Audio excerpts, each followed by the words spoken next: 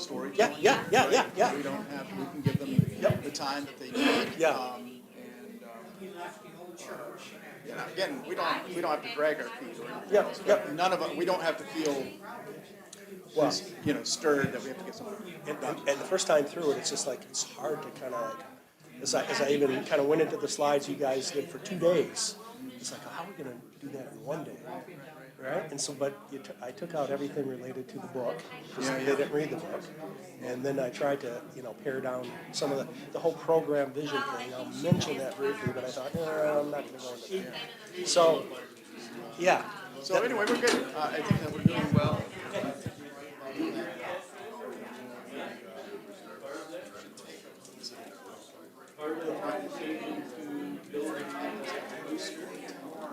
It's either after storytelling or after the storytelling, I talk about the website where we get their first set of opinions.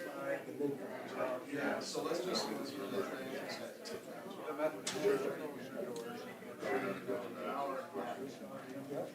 So somewhere between 10 and 15. So whether you call it before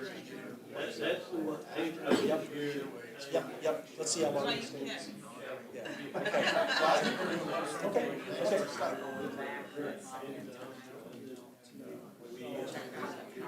I just felt like this, the stats. It's kind of like, No. mystery loves company, maybe, huh?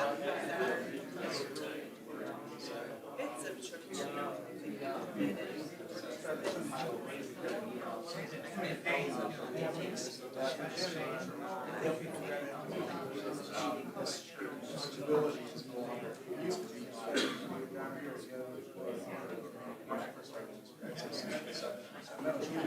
exceptions. Essentially the same.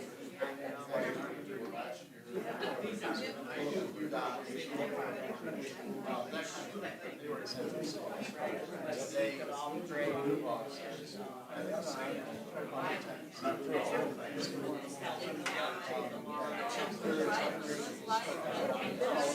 Oh, yeah, thank you.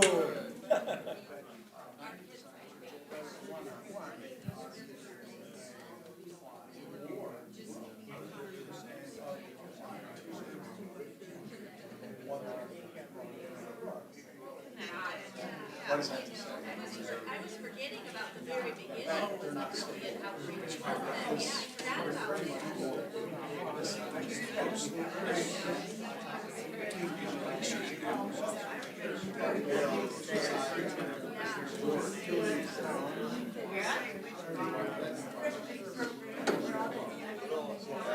Yeah.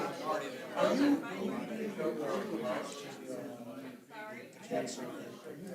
Let's see. Do you have the numbers for classes? Sure.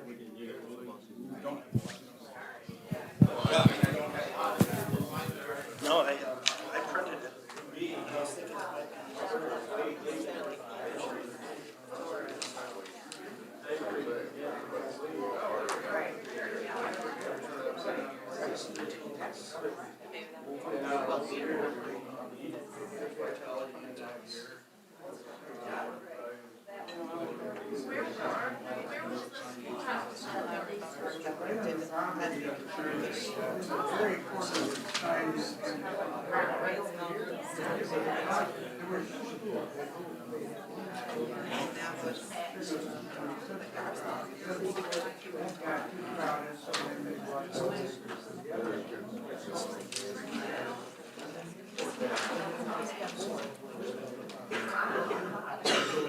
That was kind of unusual, by unusual, they were so close to each other.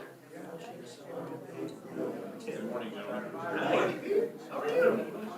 30 years, 14 churches. What's the CBI number on The CBI is last 10 years or 2012? last 10 years? Well, no, what is this last one? 89. Wow. 89 is 14. Your mother-in-law? So that number is 6.3. What is it over the last 10 years? Sure. How about you? I don't know. We had a beginning of reaching out way in the very beginning.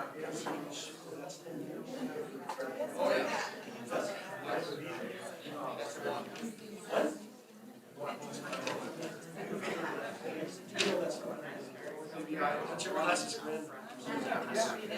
So you can look at all these trees.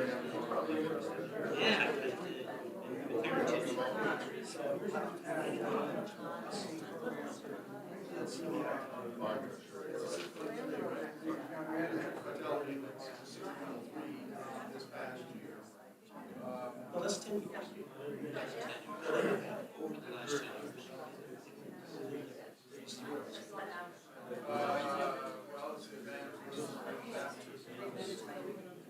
This is the last year. So total over the last 10 years, 30 net users, 29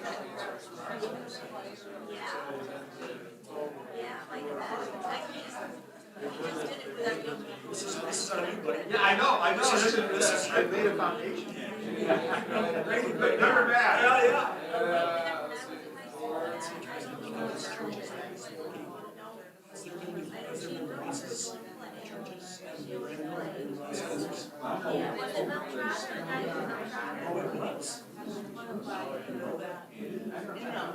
I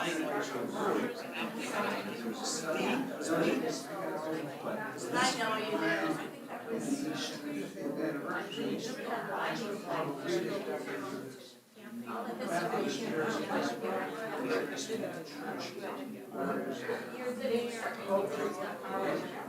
But your board, he was at,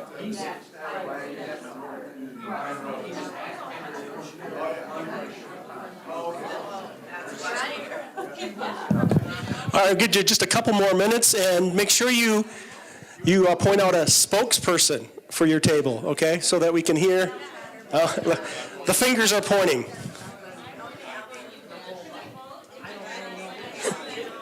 Did you see that? I like that. Huh? That's good. Yeah.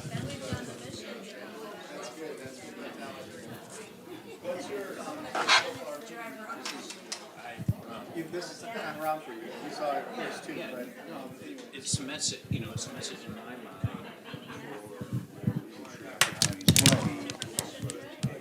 And I'm looking really for, this is really officially the crossroads. It is. And so I'm curious and interested, just tension. What? or the Well, dynamic. there is a Crossroads and legacy is. there's a tension. Believe me. at the denomination. Yes. Not among us. Not among us, but I hate it. I hate it. I know. Think about. I had a 2-hour talk with Dave Denham this week. Oh, did you really? Think about. I Think sat down about. with Dave Denham at PCI for 2 hours. Oh, wow, that's great. So for 2 years, I every month I'm on a training call related to Crossroads Discernment with 20 different facilitators throughout the Austin. I gain so little. When I'm on a call with this group, I gain so much. And I can't imagine doing this without them present. And shame on the CRC. Shame on them. I talked a little bit about that. But look at the resources they got right in their backyard. Combine, collect together. So I've There's no time determined. for silos. So what I've determined is, the money had to come to this church, and they reimbursed me, but I got the right to subcontract. Right. Yeah, I think so. As a coach. Now, I could get in trouble for that, right? If Lane May, it's just, I don't know, Lane, I've had a couple snarky conversations with. Yeah, it's kind of strange because she's one of us. I know she is. Yeah, so, but it depends on what she's got the denomination. Okay, all right. We're going to start with question number 1. And who was the spokesperson over here? Yeah. I saw a lot of fingers just go like this immediately to you. So the question is, and then number 1 was, who had number 1 over here? Okay, we're going to do each of you first, but a story that reflects when we look to and connected deeply with God. We didn't really have a specific story of the congregation as a whole, but just thinking back to different opportunities that people from the congregation have had, Youth Unlimited conventions, different mission trips. Kara did mention that at one time we had gone through a rough spot and a challenge with a pastor, and coming back out of that, that's probably one of something that as a congregation, but more just being part of Hanley and having the opportunities to go to these different things and connecting with God through those things. Okay. And you go way back. Eighth grade. Eighth grade. Eighth grade. And you're what, 35, 36? Yeah, okay. All right. We kind of came up with a similar thing. We thought about the mission trips where the whole church gets behind, whether they're going or they're praying for that team or they're involved in the fundraising. Just that as a church, we would feel God leading us to different mission opportunities. That's kind of what we thought too. I've only been here a year, so. And they made you spokesperson. That's kind of the way it goes in churches. That's the way it goes. Okay, a story that reflects when we can connect deeply with each other. Is that you? Okay, must be over here. Who's the spokesperson? Of course. They wanted somebody with the loudest voice. We had multiple ones, but for the real old timers, they remember the time moving from the chapel to the church and taking the Bible from the pew and walking down the driveway to the church and seeing that in the distance. Then the other one, a couple other ones that came up, James Zylstra, collecting money for his van. He was a member of our church, and how I looked at it, I was involved in it. It's like, well, there's no way we're going to get money for everything, but maybe we can get money for half of it. And we more than got the money that we needed. And then Just say he had a spinal cord injury as 19 years old or something, and so Yeah. we were raising money for his van. And then again, a couple of the mission trips, how we looked at it and said, boy, this is how much we need. We went to Haiti there, and there's no way that we're going to raise all this, but people are going to have to kick in or whatever, and we came up with it. And the theme kind of was that tragedy just brought us all together.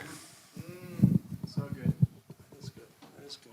So good. I figured we'd get stories going a little further back with joining this group who raised their hands in 50 years. Who else had that question too?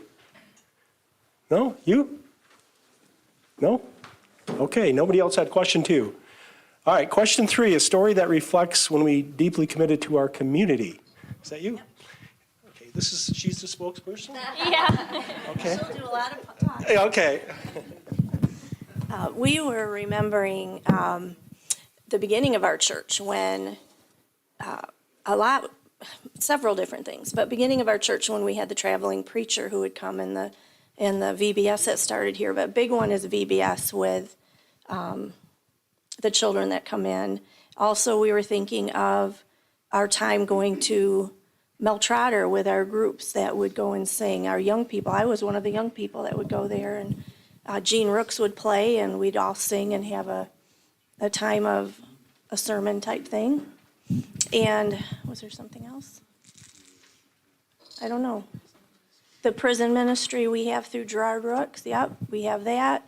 And just a lot of different picnics we've had. We've invited the community. That doesn't always happen, but anyways, that's about it.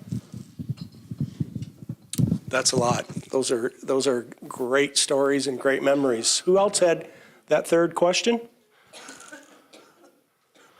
All right, there's some groups here that I'm wondering what question I gave you. How about the values question? Who's got that one, the last one? Okay. Who's the spokesperson? We don't know. Oh, that must be you then. Well, I think our deepest held values are that we hear the true word and reflect on that. And I think that we have oneness here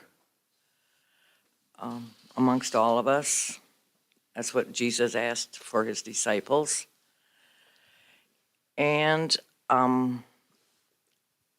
we remember when we had 40 days of purpose here. And I don't know, maybe a lot of you don't remember that, but we went into homes and, you know, held meetings in our homes. And that was a wonderful time, I think. And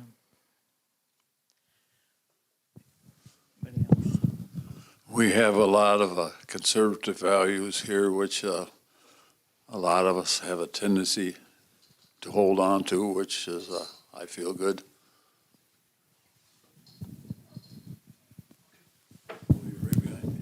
Okay, now what question did you get?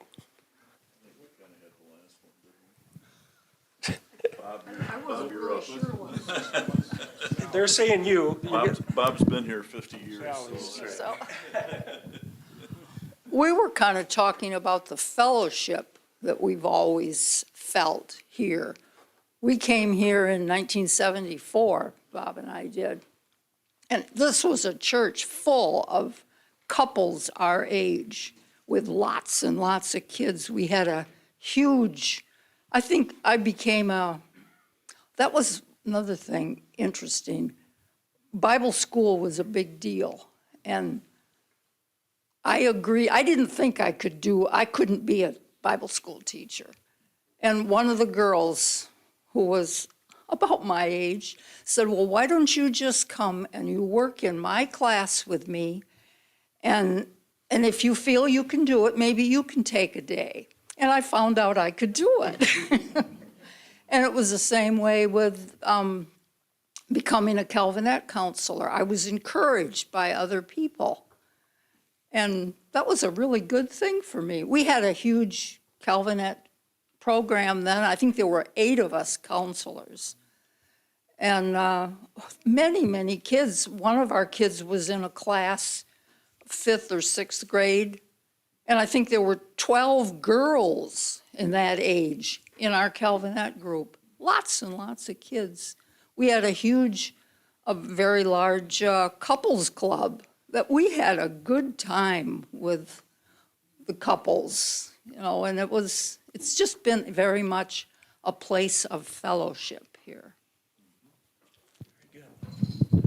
Thank you. I'm missing one table, right? We got you? Everybody spoke? Okay.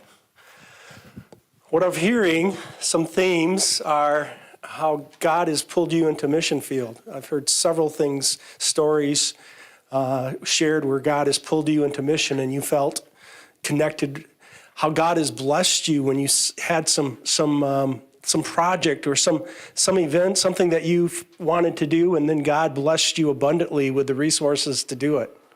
It's been wonderful.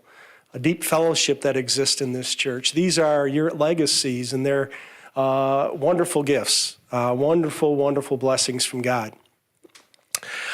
Question for you. So we can take a break right now. I think maybe that would be a good thing, so you get some coffee and something to eat. And then we're going to move into the last part, which is going to be church life cycles, your CAT survey, and then options. So why don't we take about a 10-minute break now and hit the bathrooms if you need to, and get something to drink and eat, and then we'll get back together in about 10 minutes, okay? Perfect.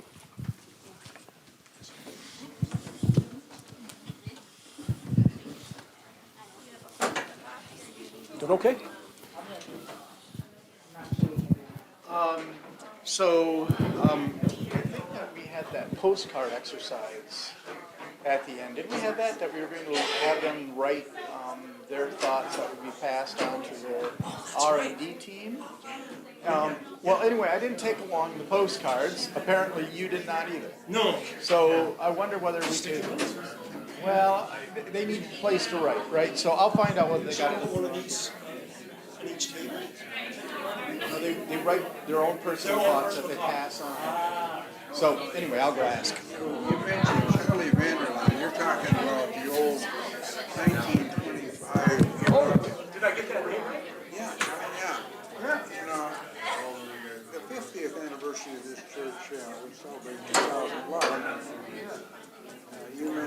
some people, how long you been here? You said 40 to 50. Well, I was here 52 years, so I. So I didn't. You go back.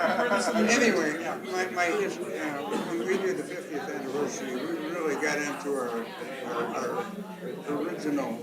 The Methodist Church in 1865. Meeting in the schoolhouse, Hanley School. Oh, interesting. By the way, did you ever get a copy of our anniversary book? No. I got one in my car. You guys really, we really did our beginning. And First Genesis. The connections I had to this church, like Jack Ninehouse. My wife was a member of First Genesis Church when she was 6 years old, and they had to visit the chapel with her every week. Two families from First Genesis came to this muddy road down here, and so anyway, that's. And then I got married. I married a girl from First Genesis. Oh, there you go. So and Reverend Essenberg was still there, and he was the father of the congregation here for 15 years. He supervised the mission, and Henry Huckster was the missionary. Henry Huckster came from Chicago, the same church he came from. So those two got along real well. Yeah, I can go to my. That is so cool. How about that? And then What's your name? Essenberg. Essenberg. Do you remember Milton Barb? Oh, yeah, they were. My parents. Yeah, I knew the Dorn bars. I knew, for 10 years, I knew all the First Genesis people. And my memory is such that I could just remember all who's related to who. By the way, I grew up in Borculo, and I have the same thing there. Oh, really? 26 years. Wow. So I have a website, The History of Borculo. Oh, really? And I've got a couple books I've published in the history of the Borculo community. That's so great. And it is online. You go to Borculo blog, you'll pick up on. But we have, my friend has the website, so I've been writing the story. Oh, that is so cool. But yeah, the First Genesis Church too. And So that was your kind of mother church? Planted this church? yeah, First Genesis Church. And are they in existence anymore? No, they closed. They closed. Most of the post. Yeah. You know, I was looking at all the churches that had over 1,000 members, and First Genesis and they all had over 1,000 members at their heyday. Yeah, exactly. So anyway,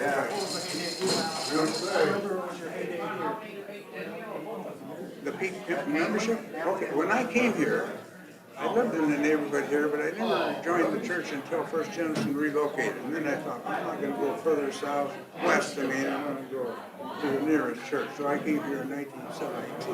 Oh, And we were still meeting in the chapel. And it was just packed with people. Reverend Bolton had just arrived the year before. And so it was growing. We had 50 members at that time. And 7 years later, we had 100. So I lived through the rapid growth. The first thing I did when I became a member here, I started this. What are we going to do? That little chapel so overcrowded. We had seats all the way to the front along the aisles. It was packed. So two other guys that were joined us at that time started. We got to look into building a new church. And so they appointed some committees of people. I got on the finance committee to raise the money. That was a big issue. First Genesis had $100,000 in the bank to raise for building that new church. I checked with Hanley. How's your folks?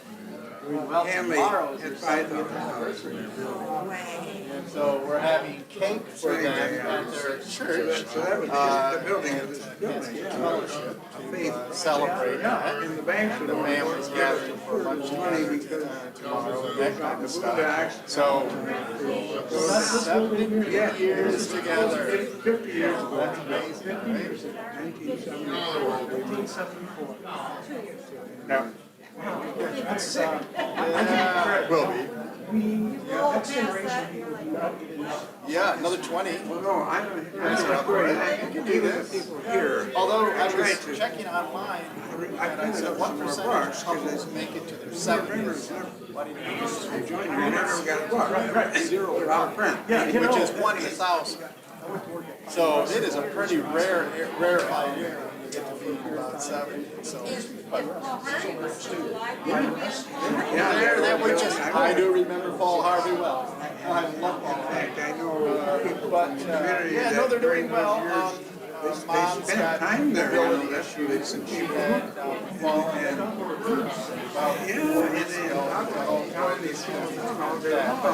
it was a strained muscle, it wasn't a break in the hip or anything.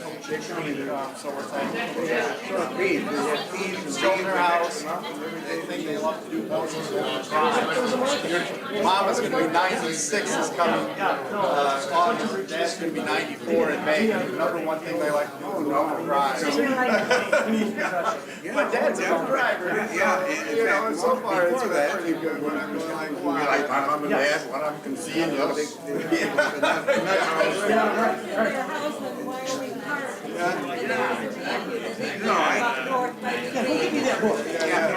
Yeah, just one copy. We could use both of these one together. Oh!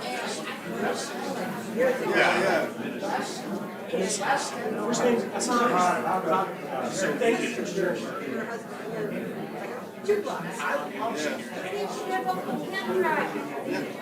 Yeah.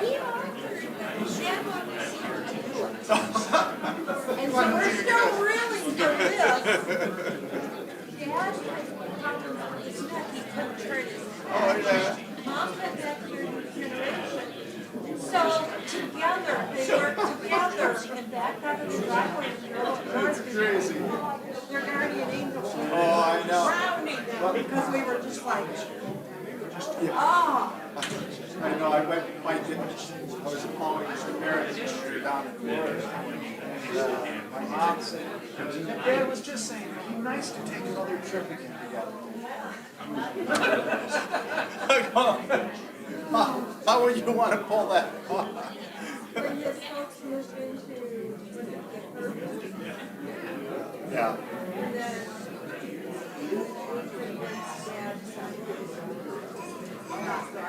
Yeah.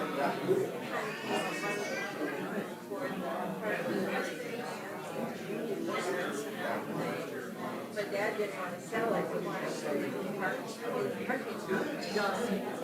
Oh, yeah. The older I get, the more I understand. Oh. You know, I mean, we knew it was hard. Yeah, I know, right? That's right. But thankfully,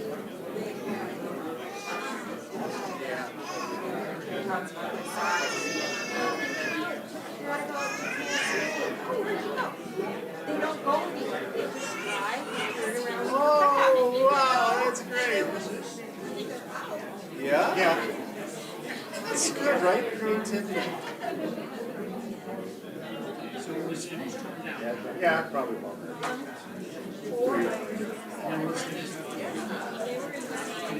Yeah?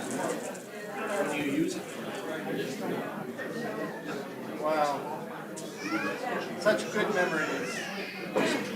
Yeah. Well, they're just all grown up, right? So, but the good thing is I have 3 kids. Our oldest one is here in New York. And I had a daughter that was working with a startup company in New York City. So in New York City, New Jersey.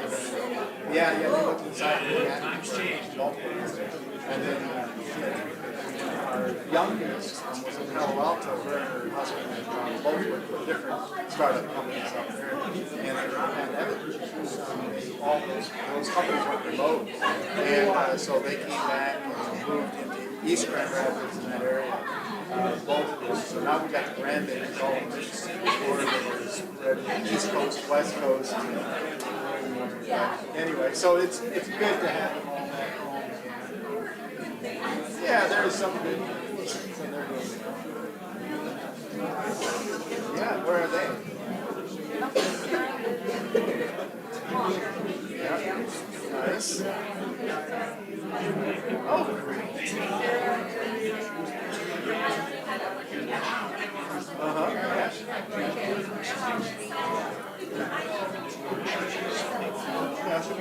Whoa, you got a 17-year-old. And Kyle Corbin. Yeah.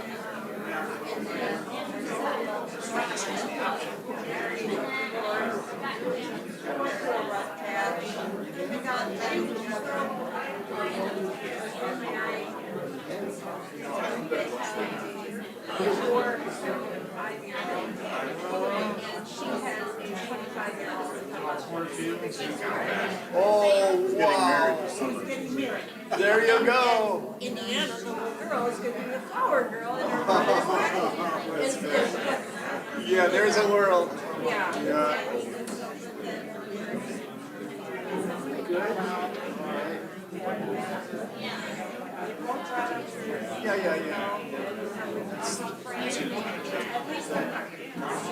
Yeah. Yeah, right.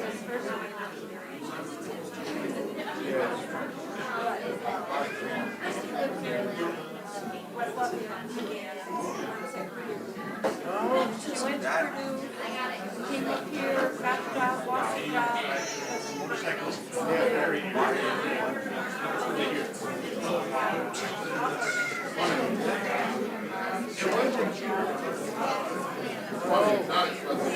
Single or married?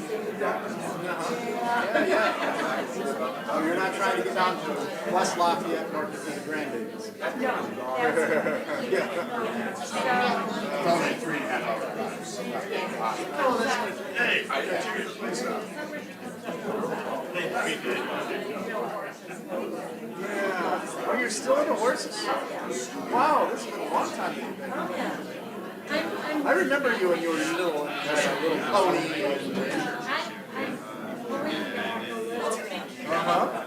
Daddy shows, Andy shows, Christy shows. Oh, really? Oh, with your horse? Oh, there you go. You got a quarter horse?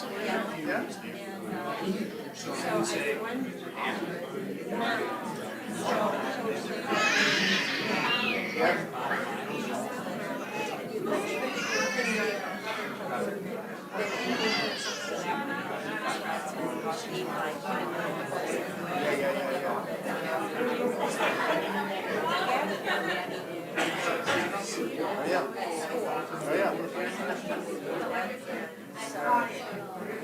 Oh, that's interesting.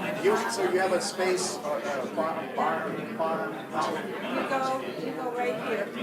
Next street over, Yeah. straight that way, and that's us. Oh, you've always been good. Yeah. Trans was. Well, yeah. But I mean, it's the Yeah. We have 5 acres. So to keep the horse.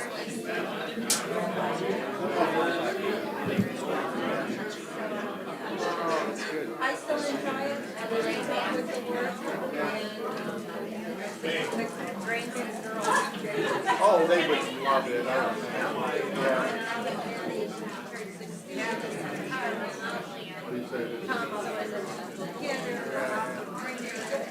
They will help brush out and that kind of thing. Okay, if you could start making your way back, it's always hard to break up good fellowship. Thank you. Okay. Perfect.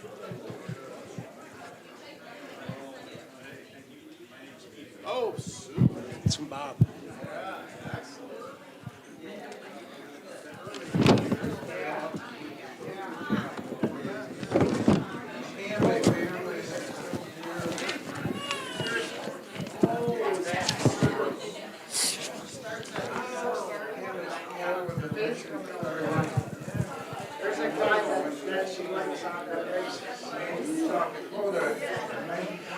Okay.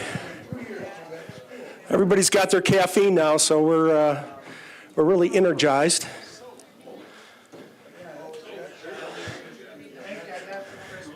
Okay, just kind of where we're going. I'm going to share just a little bit about church life cycles, and we're going to kind of get your perspective on where this church is in its life cycle as we talk about that.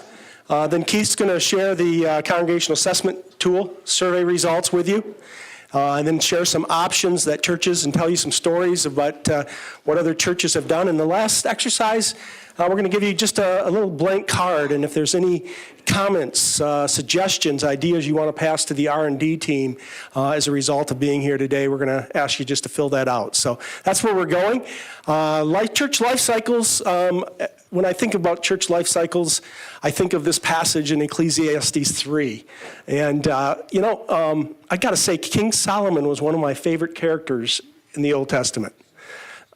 He was very wealthy, obviously, and very wise. But the conversation that he had with God just before he kind of took the throne, when God said to him, I'll give you anything you want. You tell me, Solomon, what do you want? And Solomon says, give me a heart of wisdom so I can lead my people. And I've thought about that option and go, he kind of had a genie in a bottle moment there, didn't he?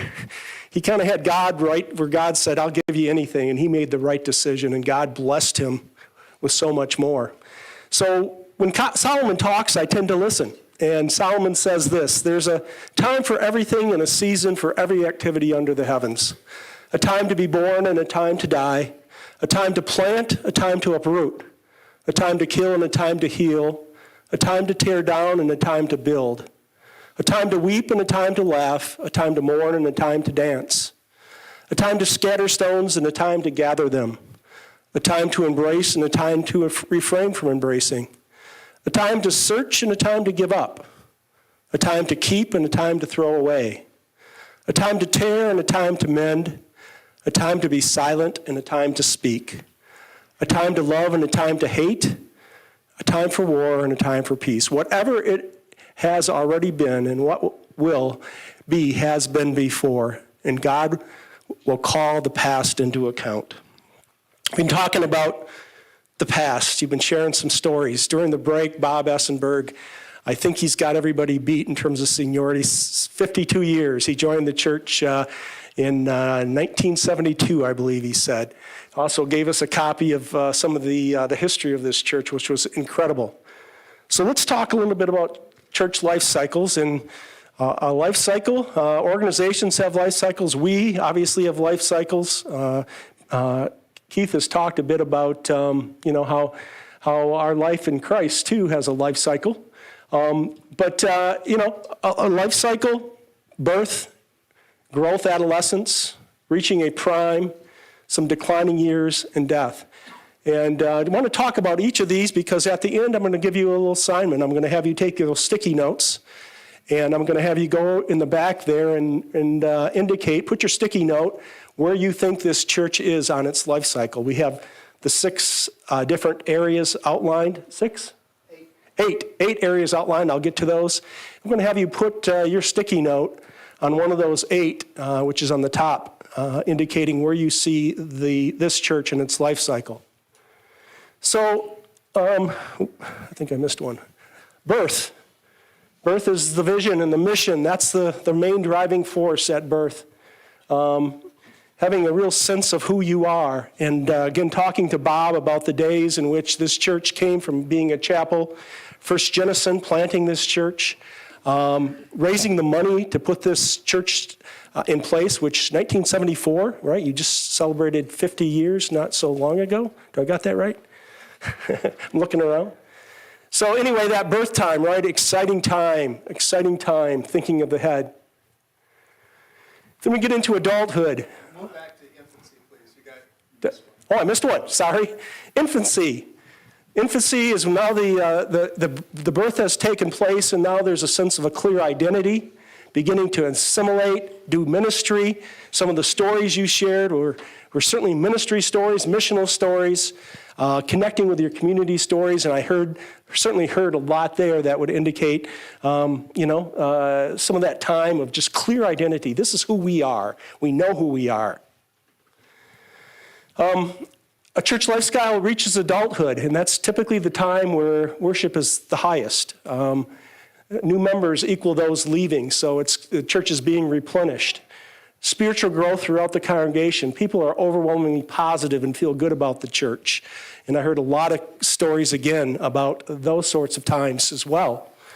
and continuing.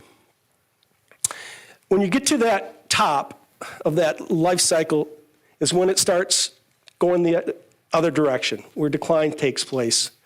And naming reality is once a ministry is in decline, there's still the possibility of new life, but the cost is greater. It's going to take more to kind of turn the ship and move it into some new directions, and Keith spoke about that as well. So that's about, again, what we're about today is naming that reality and identifying what that might look like.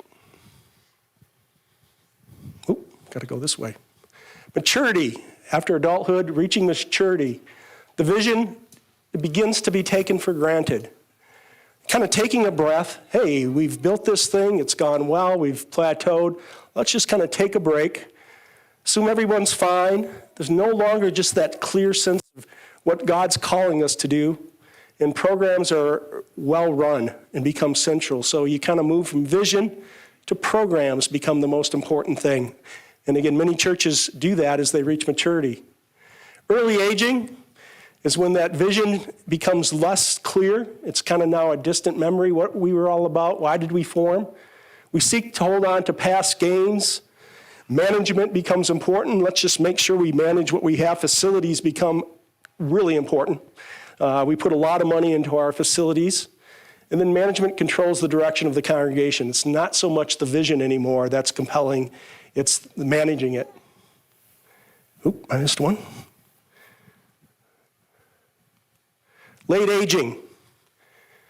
Despair begins to set in. Don't believe our church is a good place to invite people. We're less confident about inviting a neighbor or maybe our own children if they asked us, hey, should I come to that church? I'm not sure there's enough there for you. Hesitant in ministry to those outside the congregation. Again, programs and management dominant.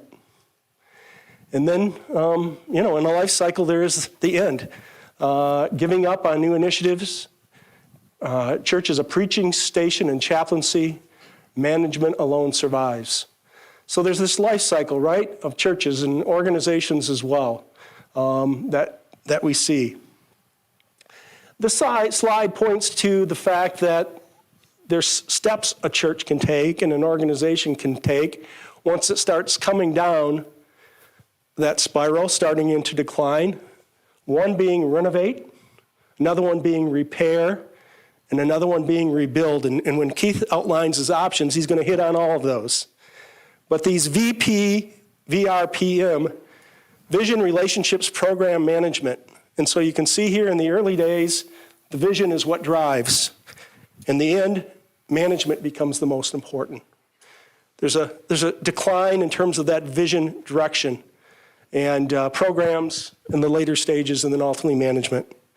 But things can be done. And so let's define what those three are a minute. And like I said, Keith will give some examples later. To renovate, the congregation continues in its present direction. New information for community and culture is incorporated into the present direction of the church. The church reviews its relationships, programs, and management to ensure they fit with God's ongoing vision for them. This is exactly the kind of thing, when Keith does Renewal Labs, he's leading churches who are at a place of kind of discerning the future through a process, I believe 2 years, right? A 2-year process with other churches to kind of walk through some of those main questions and think about what renewal looks like. That is indeed what the work is of a renewal lab.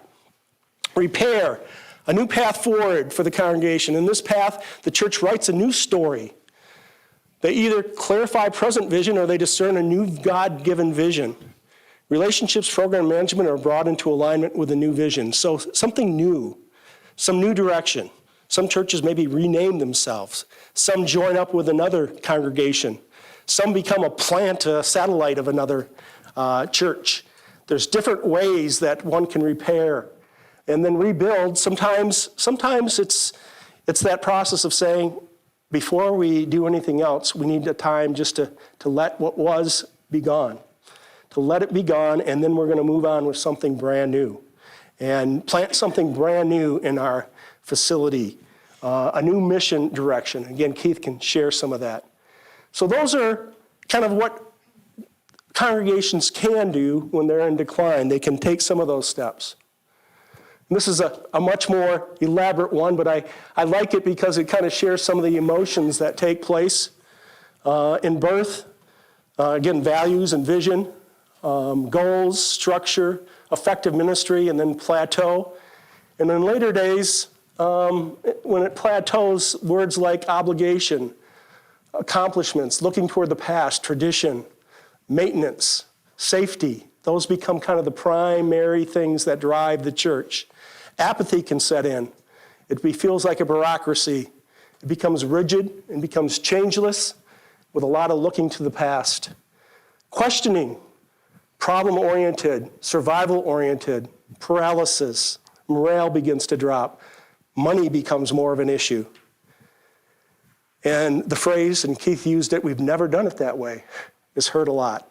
We hold on to our past. As that keeps going down, polarization can sometimes set in. And I know Keith can tell stories, and I can as well, where I've seen deep division, and I'm glad I don't hear that here. But deep division and differences and low tolerance and conflict, that can often be on that stage down. Ultimately, people leaving and dropping out in the word implode when it hits death. So that's a life cycle. What we want you to do on a sticky note is to write where you think the church is located on this life cycle. Life stages are written on the front wall. They're the top ones. There's 8 of them, and I'm going to go back again. Right? I think it's right here. Here's the 8, or is it more than 8? 1, 2, 3, 4.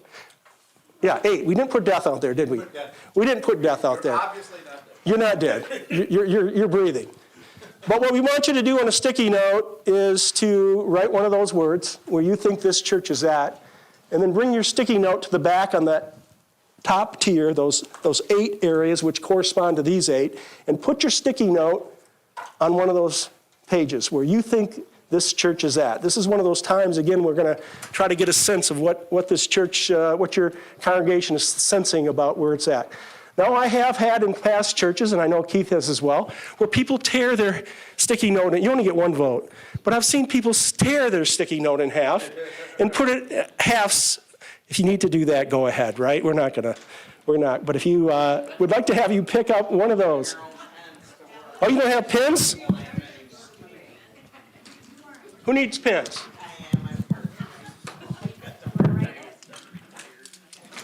You can keep these, by the way. They're from Resonate. You're paying money as the denomination for these.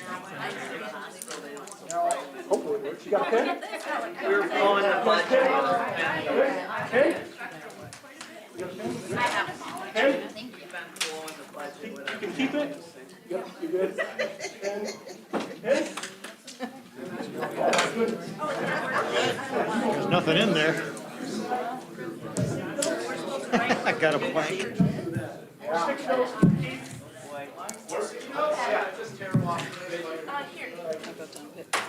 Hey Keith, can we get another pen? There was nothing in that one. There's nothing in that one over there.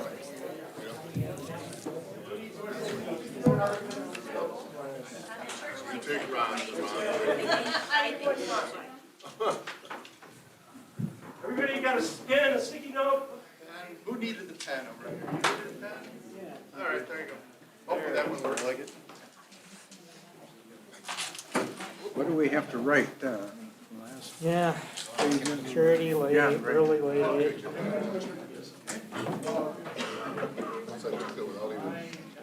When you have your sticky notes where you want them, would you be willing to just kind of gather around Art over here? Give me a second, so that we can flip and talk together.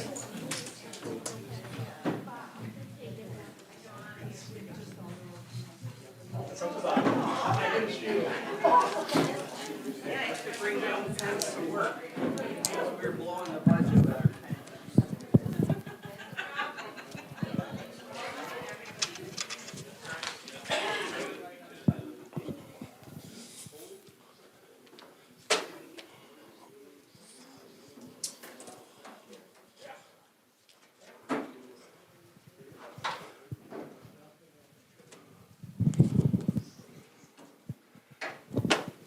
What's it looking like?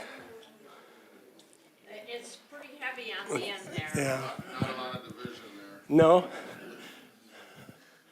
Anybody split their vote yet? It's always interesting. In every church, there's somebody that wants to cut it in half. You got a split? Okay, good. Got to be one in every crowd. Wow. That says something right there. And if you need to sit, something you can do, then just grab a chair and put it in the middle up here. Otherwise, if you're capable of standing, then that would be good too, but you can put a chair on. Oh, okay.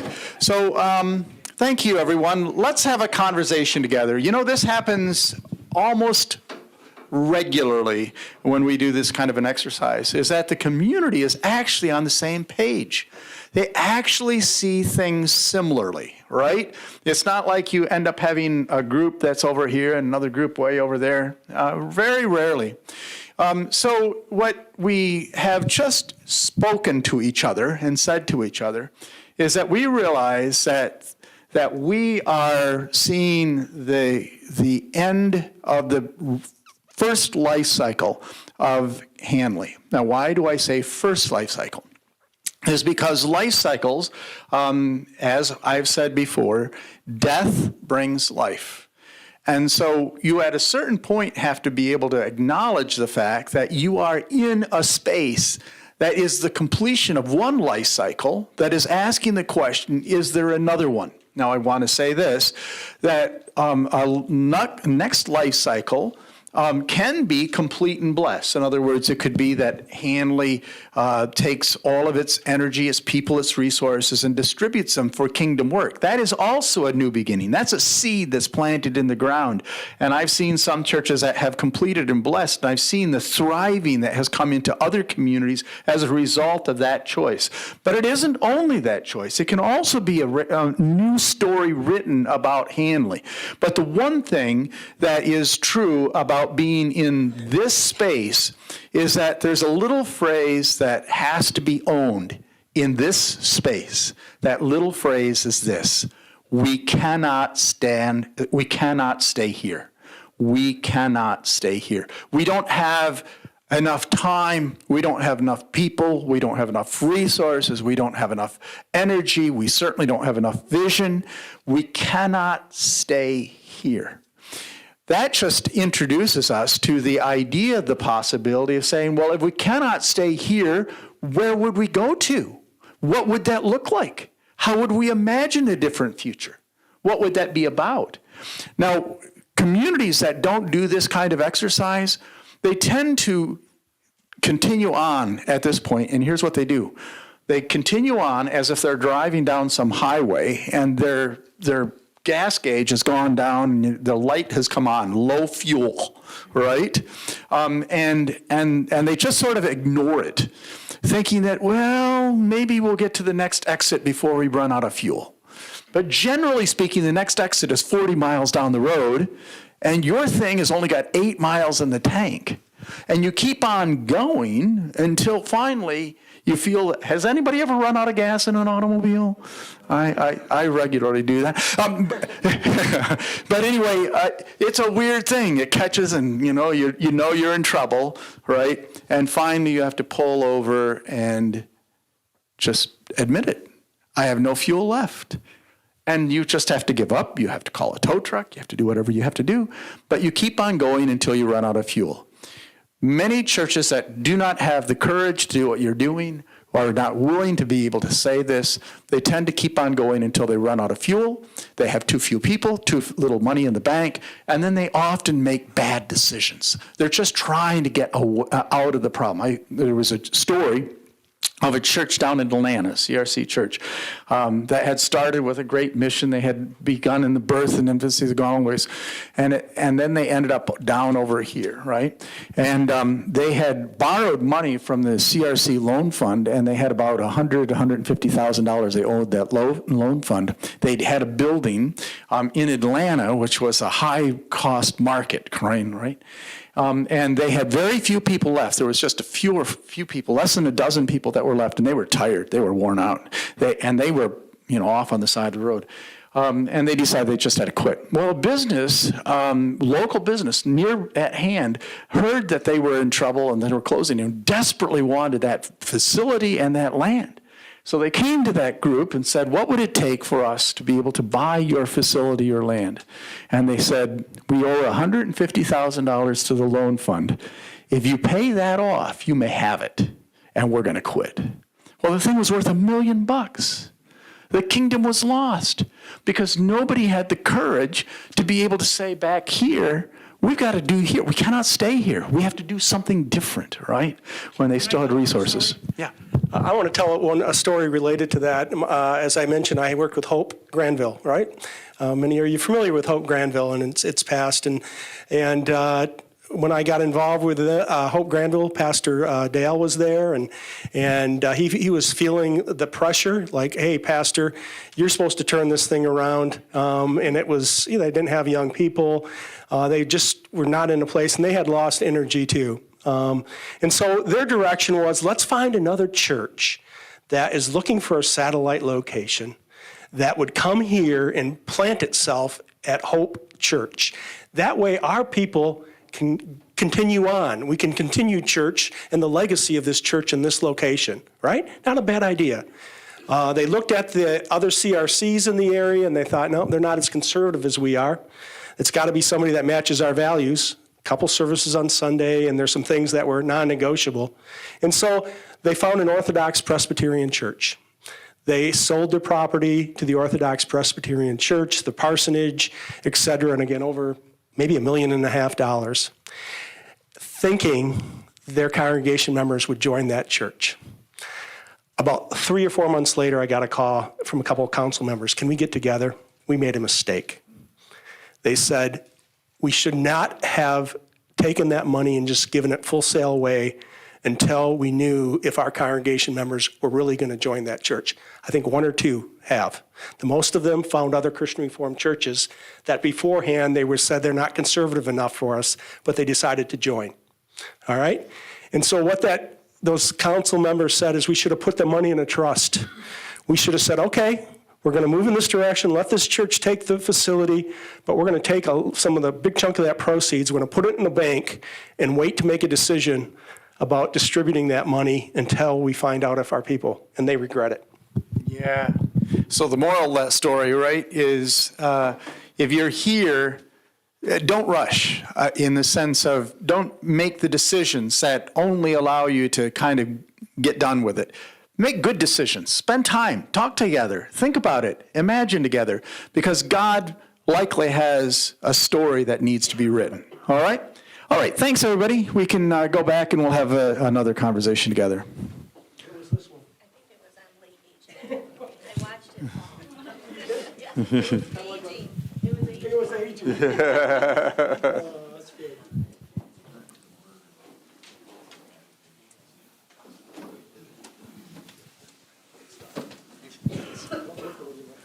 With you. What a precious little one. Yeah, she's cute, ain't What's she? her name?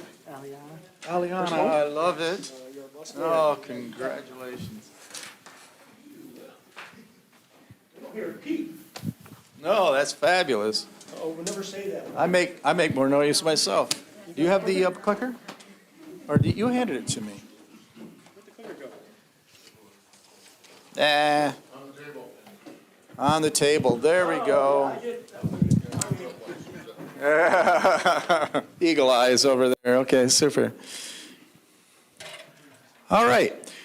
So 3 data points that are going to be helping us to think about ourselves for the little while, actually 4. Data point number 1, what is our story? We did that. Data point number 2 is what's our life cycle? Data point number 3 is what does a congregational assessment tool tell us?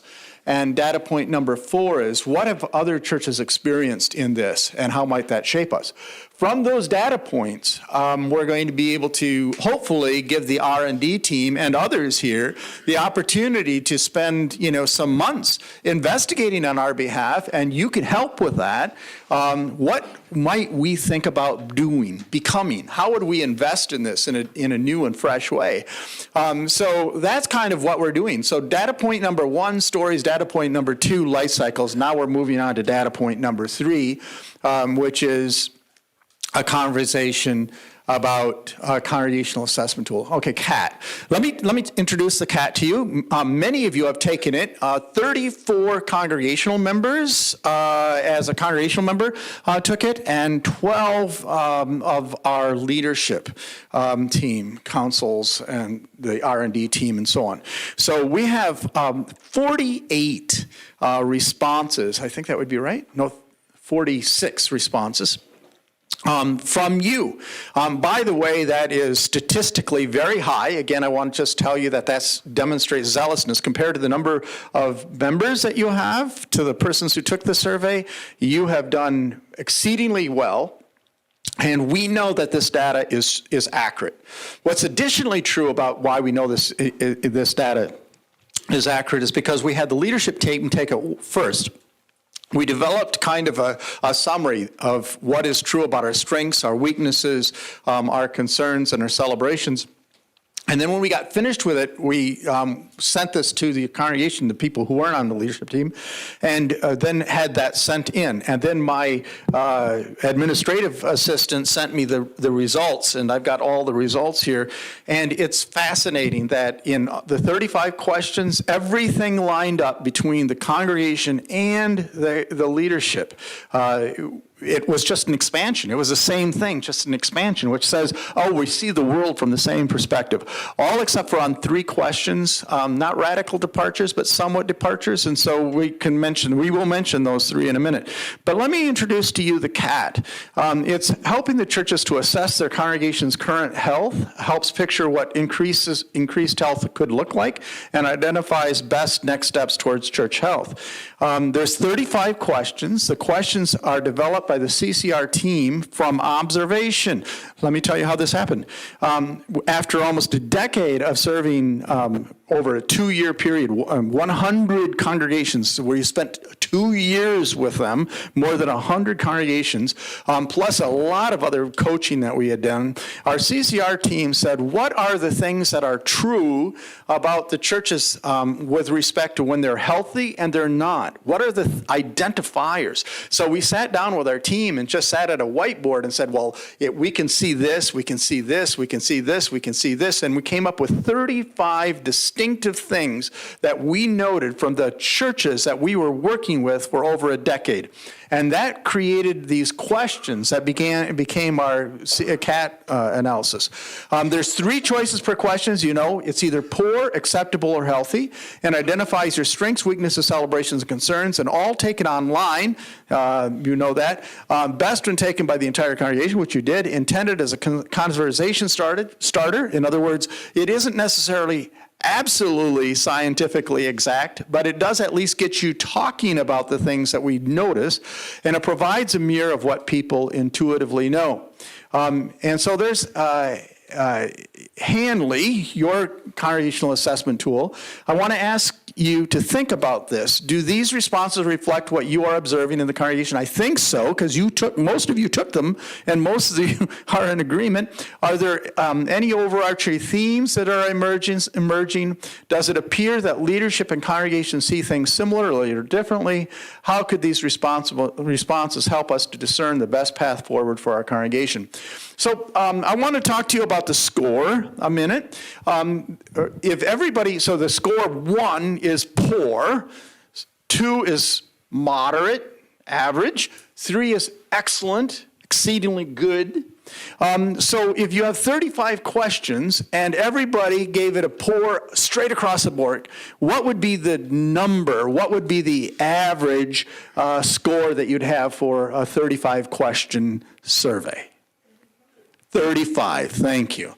This is, just to be clear, not science level work, but just simple stuff. So, and if everybody, here's our number, had a 3, and it was 35 questions, the score would be 105.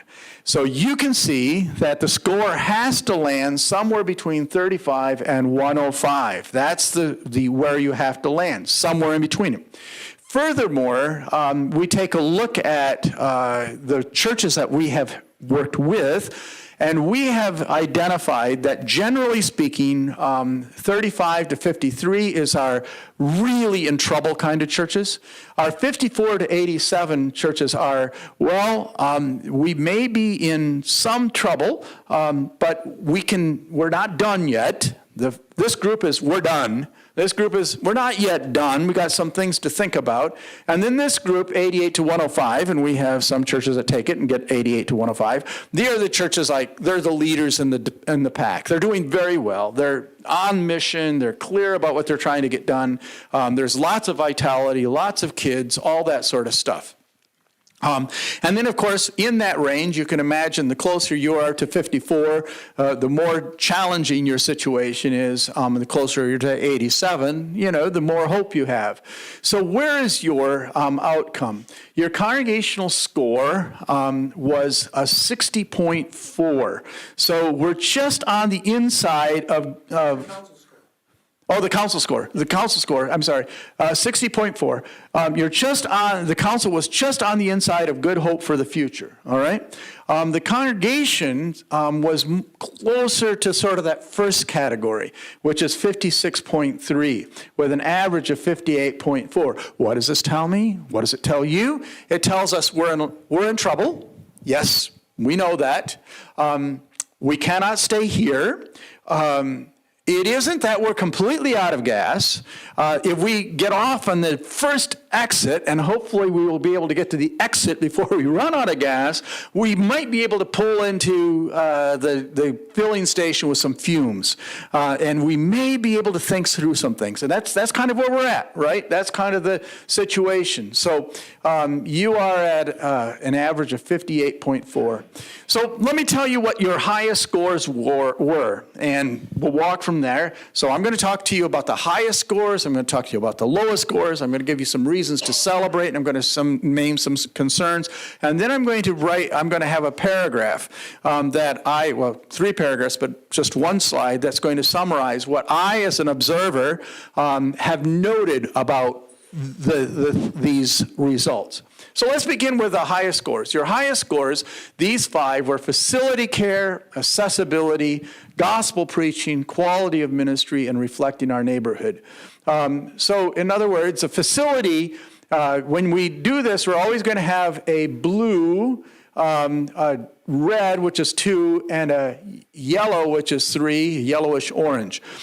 So when you look at this, you can say, you know what? None of us said our facilities are in ill repair and we lack sufficient funds to upgrade them. No, everyone said we have reason to be thankful for and even proud of the facilities we're in.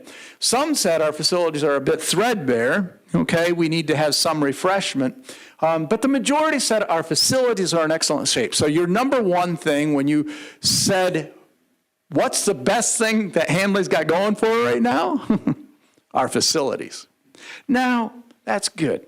And it's true. I drove in here this morning, and of course it was idyllic with the snow on the trees and sitting down in the valley among a beautiful space. And I'm going like, what an amazing place Hanley has, right? Didn't you think that this morning? Isn't it beautiful? Isn't this feel like a retreat?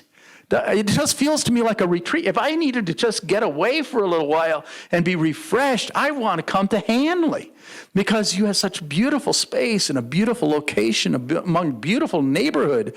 What a great thing. But when you have 34 other things that we listed, to list your facilities as your number one suggests that, well, maybe it would be better to have something else, like a whole bunch of kids, than to have the best facilities that we could go to. So facilities are good, but they're not always the best. Facilities. Here's the next thing, is accessibility, which is our facilities are not easily accessible for those with ambulatory challenge. A little bit of group here, but the real big group just says our facilities are fully accessible to persons with physical challenges. And by the way, I noted that. We came in here this morning with this thing, and we were trying to truck it around, and we came in upstairs and then said, well, we really want to go downstairs, and we have an elevator. Oh, you invested in an elevator. Okay, good. I mean, that says something about this congregation. They thought it was important that everyone would have access to the full use of these facilities. So that says something good about you, your accessibility. Then here's the third thing, which is gospel preaching. Noted that, a third were number 2s, but 2/3 were number 3s. Every week, the hope-filled gospel message is preached, and people are invited into a life with Christ. This, generally speaking, is saying we appreciate the preaching, right? We appreciate every Sunday. Now, that's very important, because if you're going to invite somebody to come to church, you have to feel comfortable with the preaching, right? That's very important. Furthermore, what we want to say about this preaching thing is that when you have preaching as a high level of things, one of your highest levels, you're saying as a whole, we're pleased, generally pleased with the worship that is part of our life week after week. That's good. I've often said that good preaching cannot create renewal, but renewal cannot be created without good preaching. If you have a lousy preacher and lousy preaching, just give up on it, all right? Just call it a day. But you are saying that's not true for us. So I'm always thankful when we see that the top 5 holds in it the gospel preaching. That's so helpful. Here's the next thing, is quality of ministries. Most of our ministry is done adequately. That's our red. And then most of our ministry is done excellently with a great deal of passion. The one thing that there's not a single blue on is most of ministry is done relatively poorly and without much passion. So there's some good zealousness in your programming. I don't know what kind of programming you have, what you do, but you're doing it relatively well. And that's a good thing. And then reflecting our neighborhood. Here we have a bit of a split decision, but it still is a positive thing. Our congregation has little socioeconomic and ethnic resemblance to our neighborhood. That's a blue. Our congregation, red, has some socioeconomic and ethnic resemblance to our neighborhood, and then our congregation has strong socioeconomic and ethnic resemblance to our neighborhood. Why is this important? Because this tells us how high the cultural bar is for people from the neighborhood to come in and join you. A congregation, there are some congregations that have, were these stately downtown churches, right? That have big stone buildings and organ music and high church, and everybody who comes there, now they travel in to get there, but it's a place where people of high education and whatever else like to hang out, high income and that kind of stuff. But they're now surrounded by a community that has changed over the years. And that community is urban and diverse and sometimes impoverished. And there is no way that church is going to be able to invite a neighbor from the near neighborhood into the life of that congregation, at least in terms of its worship experience. There's no way. So what you're looking for is a congregation that has a space that doesn't demand high socioeconomic hurdles to get over to join you. You're saying, I think we could invite our neighbors, and I think they could be comfortable here. I don't think it would be a big challenge for them to find a place here, right? And that's so important. So those are the 5 things that are true, that are our strengths. Here's our weaknesses. Let's just name these together. Participation, children, membership demographics, growth and decline, new ministries. Participation. Look at this. How many reds and oranges do we have? Exactly 0, right? This is a big hello. What does it say? Most of our programs have fewer participants than they had previously. We can identify the fact that what was once vibrant participation in the life of this congregation, especially beyond Sunday mornings, because programs is about what happens beyond Sunday mornings. Our gems, our cadets, whatever it is you have, your coffee breaks, your women's gatherings, your men's gatherings, whatever that might be, your young people's, those are all things that happen beyond Sunday morning. They're all in decline. You all say that's true. The second thing, children, 100%, minus the beautiful example today. Less than 10% of our congregation are 18 years or younger, right? So birds of a feather gather together. Young families, will they have a home? We hope so. Now we've got one beginning illustration of this, but we're not that young, and that's a challenge. Our membership demographics, the largest age group on our church is 60 plus, right? Most of you reflect me, or I reflect you, right? We are in the 60 plus category. That's all right. I still have a little bit of energy left in me, but I can feel it waning. I've been taking care of a grandbaby, 2 years old, all week because there was some need, and my arms are hurting. And I'm feeling a little tired, and I'm thinking it's going to be nice to kick up my heels tonight and watch the news and, drink some coffee or hot chocolate. I don't have in me what the young parents have. The Lord gives the children to the young parents for a good reason. And so we know that we have less resources available to us than we had previously. Our growth and decline, again, look at this, just solid blue. Over the past 10 years, our worship attendance has decreased by 25% or more. We can identify that things are changing. And then this new ministries. In the past 3 to 5 years, we have created no new ministries. There's a little exception that somebody says, I think I've seen something, but the majority say no. Which is an indication that if you are on the cutting edge of ministry, you're always creating new possibilities for connecting with your neighbors, for serving the needs of those who are presented. Growing, succeeding, energized congregations are always creating new, right? New shoots, new sprouts. That's not happening here among us. All right, those are our low scores. What about the reasons to celebrate? I list 4 of them. Leadership culture, healthy relationships, functional structures, and zealousness. What are they? Well, leadership culture. Notice that the majority, 2/3 are 2, and about another third are 3. What is that saying? Read these things. Our leaders have average leadership skills, but clarity and passion is sometimes missing, which is to say, we trust the people we put in place. We think they're good people. Right now, I'm not hearing that they are helping me to think clearly about what the future is, and I think we just need them to help us to be able to define where we're headed. But we like these people. We trust them. If they tell us, let's take that mountain, we'll take that mountain with them. We will. We like them. We trust them. We just need them to tell us what mountain we're going to take. That's the difference. But then 2/3 say, but we have strong godly leaders who inspire people to a deeper and more sacrificial life in Christ. We think that there's a good life character in these people. They're representing what Christ would have them to be and for us to be.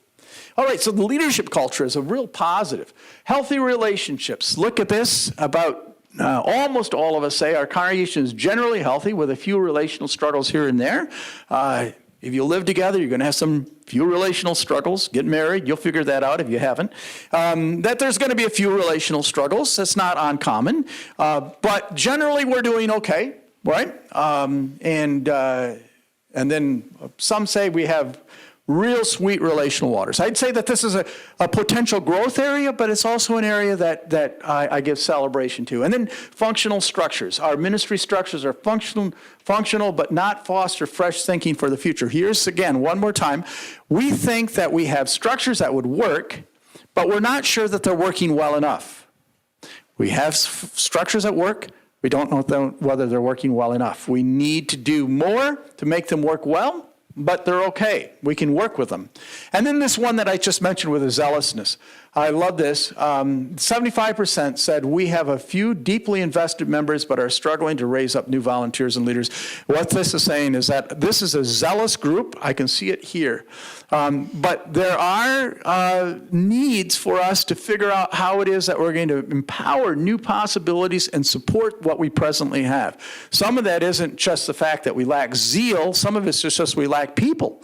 And that's a problem. And we have to work on that. But we do have people who are passionate, and especially a few who are really helping us to stay afloat here. Well, what are our concerns? Here's our 4 concerns that showed up in this survey. Evangelism, finances, ministry ownership, and community connections. Here's our top 4 concerns. Evangelism. In the past 10 years, we've had almost no one come through evangelism. remember, this church started as a chapel. Its singular passion was winning people to Christ. Its singular passion was to find a way to connect with people who were on a journey to God, who wanted to make a connection to faith and faith family. We thought about that. We ate and we drank and we slept and we worried about and we invested in that thing. That thing is all but not present in us anymore, right? Finances. Our weekly offerings do not meet the needs of our operational expenses. We can't sustain this with the resources that we presently have coming in, and it's probably going to get worse. So what is going to be what are we going to do with that? That's what, finally, when people pull off on the side of the road and they call it a day and they're out of gas, it's because they lack two things. They lack people and they lack money. And what's most important for that, the gas station, is vision. When you have vision, that refills people and money. When you lack vision, you no longer have people and money. And so this is showing to us that our gauge is already down and saying you're running on empty, you have to get some help. And then ministry ownership. The majority of the work in our church is done by a minority of our members. That's typical, again, of late-stage congregations, that a few are deeply invested and others are not as invested and not doing as much. And then finally, this concern is community connections. And the community connections, our congregations, mostly insular, living life within the walls of our church. That's 2/3 of you say that. Remember one more time that you are a chapel. That's your story. You live to live outside your walls. When did the transition start to move towards living inside the walls? When your story wasn't outside the walls, community, congregation. How did that happen? So good questions, right? So here's the divergence attendance, worship attendance. I'm saying divergent. This is where the congregation and the council had slightly different opinions. One of them was worship attendance, the second one was quality of ministry, and the third one was gift utilization. In worship attendance, whenever we see a spread of 0.5 or more, we take note of that. In other words, the leadership felt it was a little higher.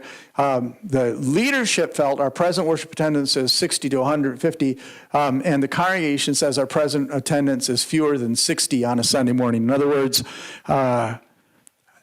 the council has slightly more hopeful eyes when they look out on the congregation than the congregation has when they're sitting and looking around at each other.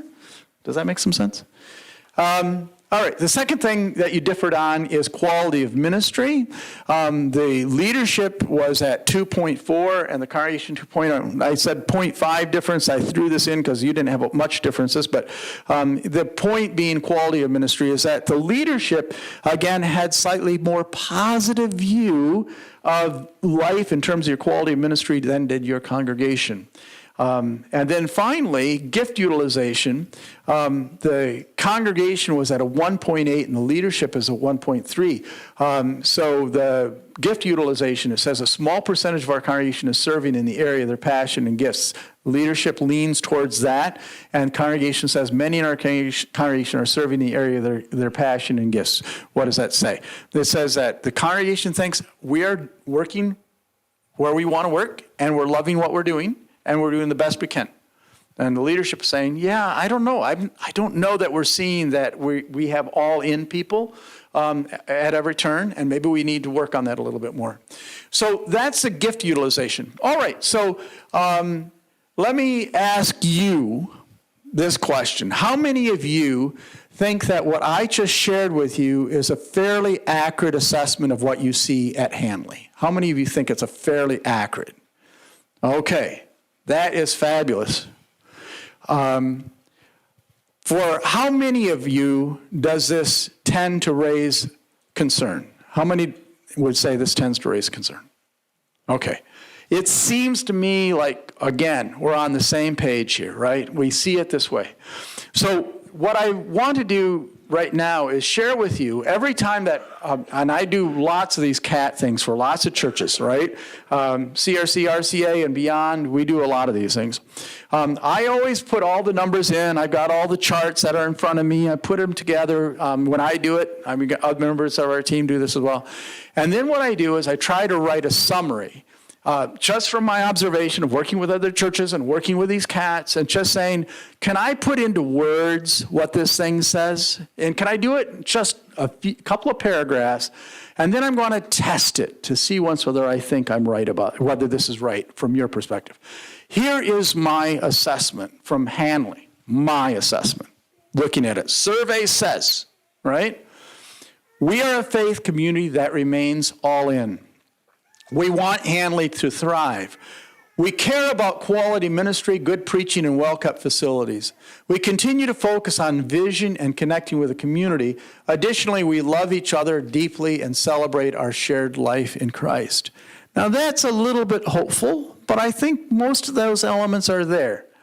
Like many community-based smaller congregations, we are aging, struggling to retain youth, and finding it difficult to attract members from among our near neighbors.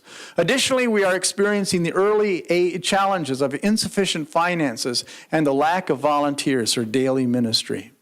Unless, and here's my final paragraph, unless the pattern of decline stabilizes, we will soon have to rethink how we do what we do, and will face completion conversations within a decade, maybe less. A fresh approach to ministry is very much needed, with particular focus on outreach, disciple-making, mentoring, and ministry to young families, children, and youth. That's what I see, right? It's a little bit hopeful, but I think that hope remains, and that's where my suggestion is. So here's some things from my reflections again that I'd suggest, and then we're going to move on and end in just a few minutes. Here's some of my seed thoughts for next step investments. Reflect on how hospitality can be increased to near neighbors. How could hospitality events provide new invitational opportunities? How could our facilities better serve the community? How could existing ministries become more invitational? And how could our church join our community service agencies in their work? How could we reach beyond our walls? That's the question. Second, carefully review our funnel of discipleship and the and then what strategy to increase gravitational pull. Gravitational pull. Let me talk to you about that a quick second. Can you imagine in your mind a hourglass right now? You can see an hourglass with its narrows down here and then the chamber down here. When an hourglass is functioning correctly, it is upright. And there's thousands and thousands of sands at the top. But gravitational pull, not something that you create, something God creates, but you participate with by making sure it stands up uprightly, is pulling those grains of sands down towards the narrows, right? And then passing through the narrows and into the lower chamber. So the question is, when it comes to discipleship, you have thousands and thousands of people who are not connected to faith and faith family. That you yourself as a church actually probably have dozens, maybe even hundreds of people that you have that are relatives, neighbors, friends, co-workers, people you go to school with, people who we are in recreational pursuits with, whatever it is, who are disconnected from faith and faith family. Of those thousands of people, how is this church helping them to take another step, gravitational pull, down towards the narrows of baptism and become part of the faith and faith family? Many churches in the CRC, almost 2/3, I think it could be close to 3/4 this past year, have no one who comes through evangelism. In other words, their hourglass is on its side. The Holy Spirit will do its work, but we have to cooperate with that work so that the work of the Spirit happens.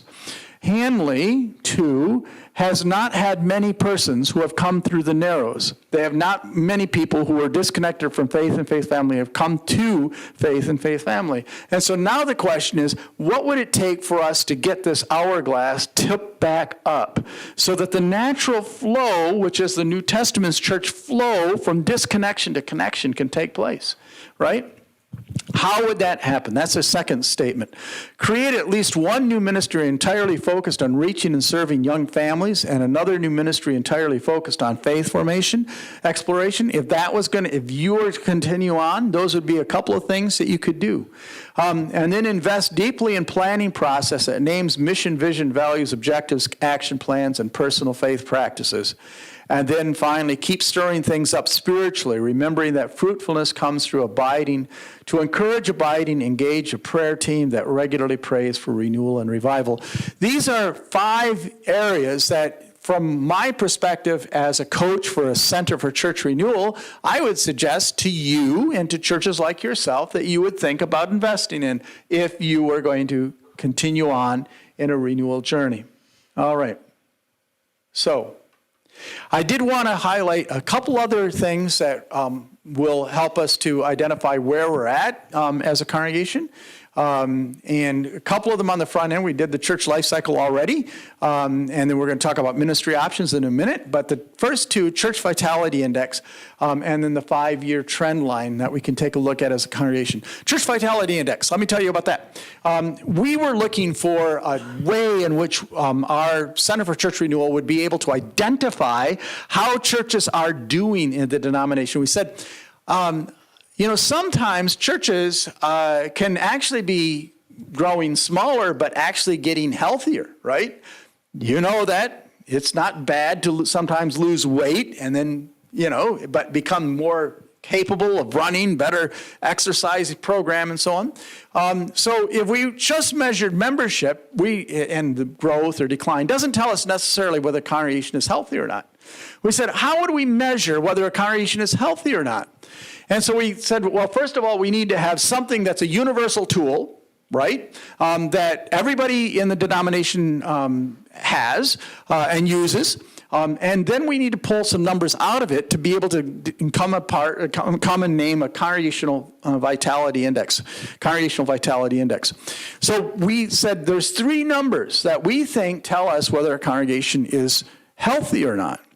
The number 1 is how many children are being baptized in the congregation. It tells us whether we're attracting young families. Second is how many people are transferring in from non-CRCs. That tells us whether we're hospitable enough to welcome people who are outside of our tradition. And then thirdly, how many persons are coming through evangelism, right? So if you add in a given year those 3 numbers from a congregation, how many people transferred from non-CRC, how many children were baptized, and how many persons came through evangelism.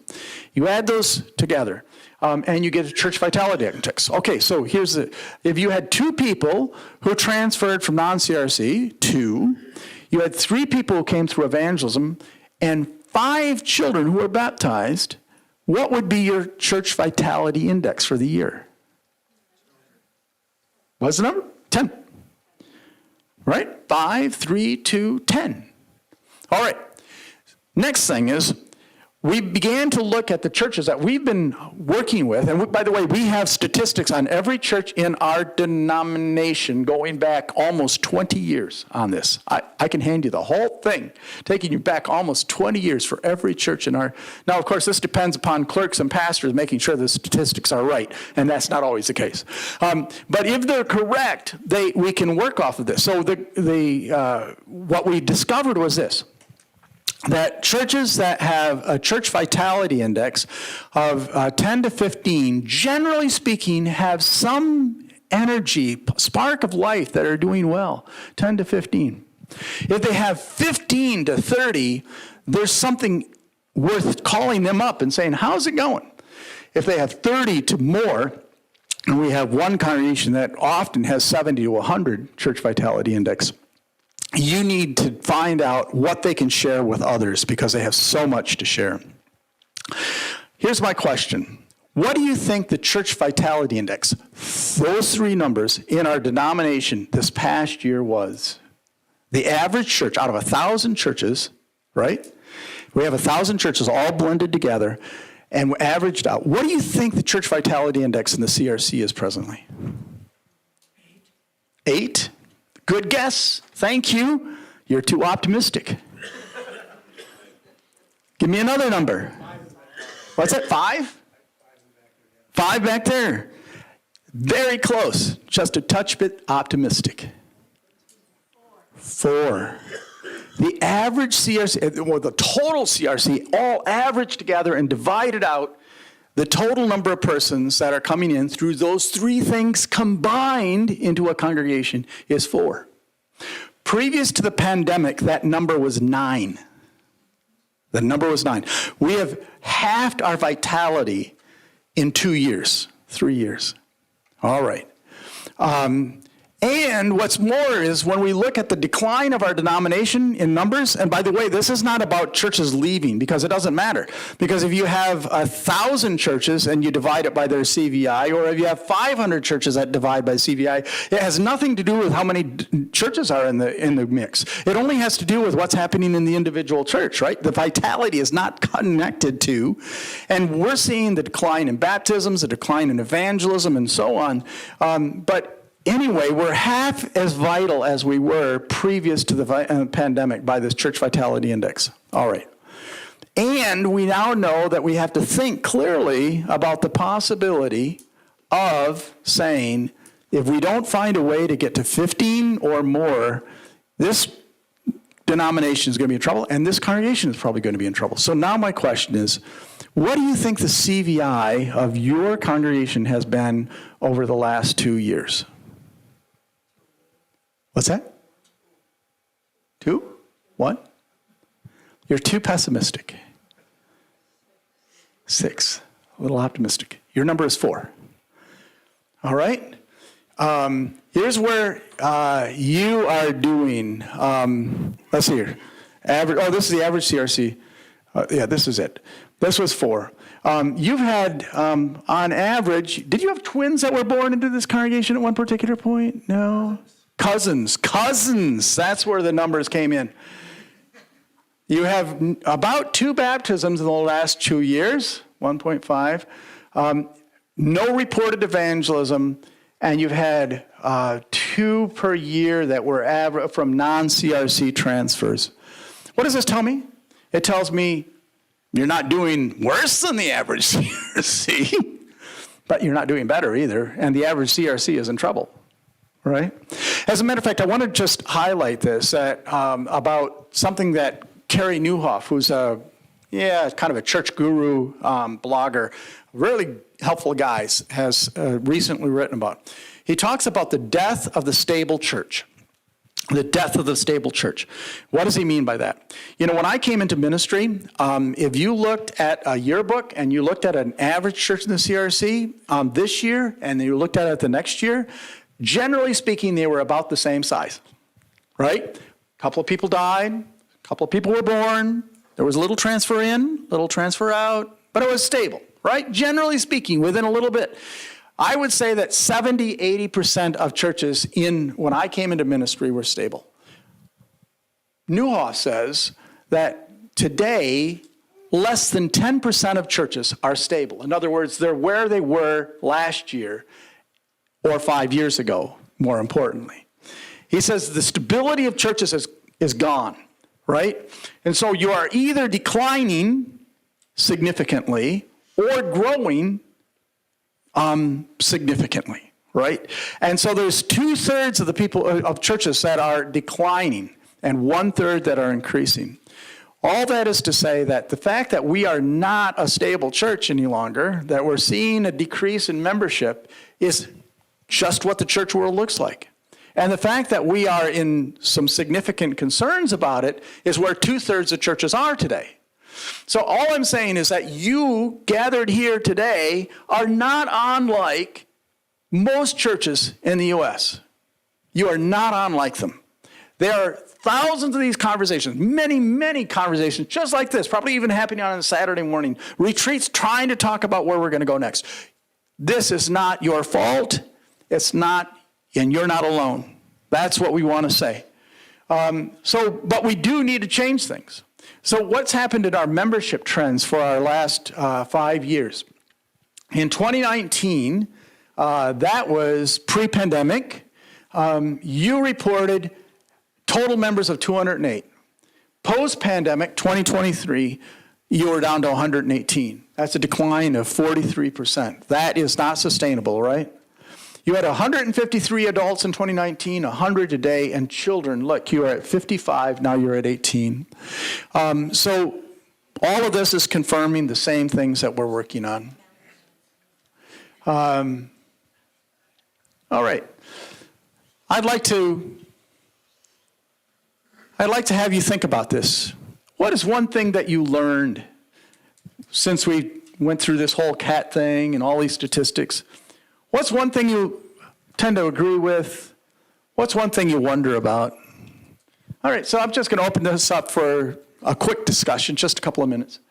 What's something that you learned as a result of us going through that CAT, that congregational assessment tool, or maybe that life cycle thing, or the church vitality index? What's one thing that you learned? What's something you learned that you go, oh, I guess I didn't know that, or I hadn't thought about that? Anything? You learn anything? What's that? We are not alone. Thank you. We are not alone. We're sitting in the same space that everybody else is sitting, or at least 2/3 of the churches are sitting. You're in agreement, right? That's what you mean. You're in agreement with each other.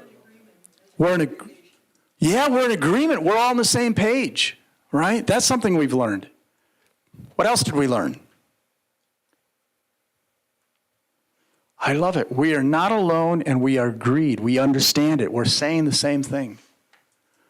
What's one thing that you especially agree with? Maybe it's already wrapped up in this. Is there anything that you're going like, yeah, I thought that, but it's good to be able to say, I agree with that? I think for me, it was really good to see that the congregation as a whole agrees, is thinking the same way. Yeah. I mean, I got real concerns, and everybody else does. Yeah. I really agree with the fact that we are in agreement. We feel good about knowing that we're in agreement. Not that I like it. Don't like it, but at least, it's a really hard thing when you have to convince somebody of something that they don't believe, they don't hold to be as true. It's good when you don't have to do any convincing anymore. What's the thing that you wonder about? What's still creating question marks in your mind? Yeah. The main concern I have is people on the rolls, they're no longer here, they disappear. Yeah. We have them on the books, like 18 children. Yeah. Count 18 children here. Ah. Yeah, what are we you wonder about the fact that the statistics actually seem a little rosier than what they actually are. And it's always a case that membership statistics tend to lag behind membership realities, right? Because it takes time for the books to be kind of cleared out and all that kind of stuff. But we often know that there's a different reality than what the numbers are speaking to, and usually the numbers are better than the reality that we're facing. So that's a good thing to wonder about. Anything else? How do we get that vitality back? How do we get the vitality back? Where do we find the energy again? What do we do next? That's what I'm wondering about. What else are you wondering about? Our kids. What do we wonder about our kids? Our children. Kids believe. Yeah. We're talking our 20-year-olds. They are not wanted That's right. by the CRC. They are not wanted by Calvin College. This is, I think we could build a church for the walking wounded CRC kids. whoa. Because it all wants the neighbors. Yeah. There we go. Thank you. Kids have no home. Right. Any one of us, here's an interesting exercise. If you think about, now I think about my parents who are celebrating their 70th anniversary tomorrow, who are 94 and 96. That's going to be their summertime. They're just about there, 94 and 96. So we have an open house at a church for them kind of thing. If you ask them about their children and how many of them were connected to church, right? They had 5 kids. You know how many children are connected to church? 5. Now you ask those kids, my age, how many of our children are connected to church? And it's less than half, right? So my parents are watching their first generation connected and the next generation in half, and probably it'll be worse the next generation after that. And so kids who have grown up in the church themselves are disconnected from the church. And there's a mission field for the walking wounded who used to be part of the community but don't feel like they're part of the community. And there's a whole lot of sociological issues going on, but we have to be willing to recognize it isn't just our neighbor, it's our kids that we're concerned about, right? So this is a powerful thing to wonder about, right? Kids didn't leave the church. No. The church threw out our kids. And this is, so the church didn't, the kids didn't leave the church. The church kind of left our kids. Yeah, they saw that our kids don't feel wanted. Right. So what we need to do is we need to begin to ask ourselves, what would be the kind of environment, the kind of space that would invite folk, again, especially of that next generation, into a connection with the church? This is so good. Thank you for sharing that, and I would love to explore that with you further. These are the kind of things we should be wondering about. All right, so what are our options? This is where we close today. And what I'm going to do is I'm going to offer to you some options, and I'm going to offer to you some stories. Along the way, we're going to ask you, would you be willing to identify an option that you would be most, what you think is most practical, most spirit-filled, most desiring to you? At the end of the day, options have to be spirit-led, right? Paul wasn't looking for the option to go to Macedonia.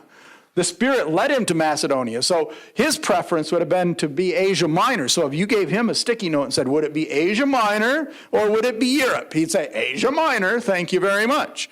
So naming your option doesn't necessarily name what you need to do, but it at least gives you a little bit of a hint as to what might the Spirit saying to a community. So let me tell you what the 6 options are. Option number 1 is to continue. Keep on keeping on until there's no ministry fuel remaining. That was First Jenison, was like that. And then finally they just closed the door. I visited them about a year before they closed. I did, my dad, who grew up in that church, and my brother Larry, all visited with their council. And we talked to them about renewal, revitalization, sitting down, having these kind of conversations, seeing what possibilities were. And one of the council members raised his hand and said, I have a question. And I said, okay, what's your question? He said, will this mean that we have to change? And I said, absolutely. And he says, we don't change. I'm going like, okay, well, we've done our work. A year later, they were closed, right?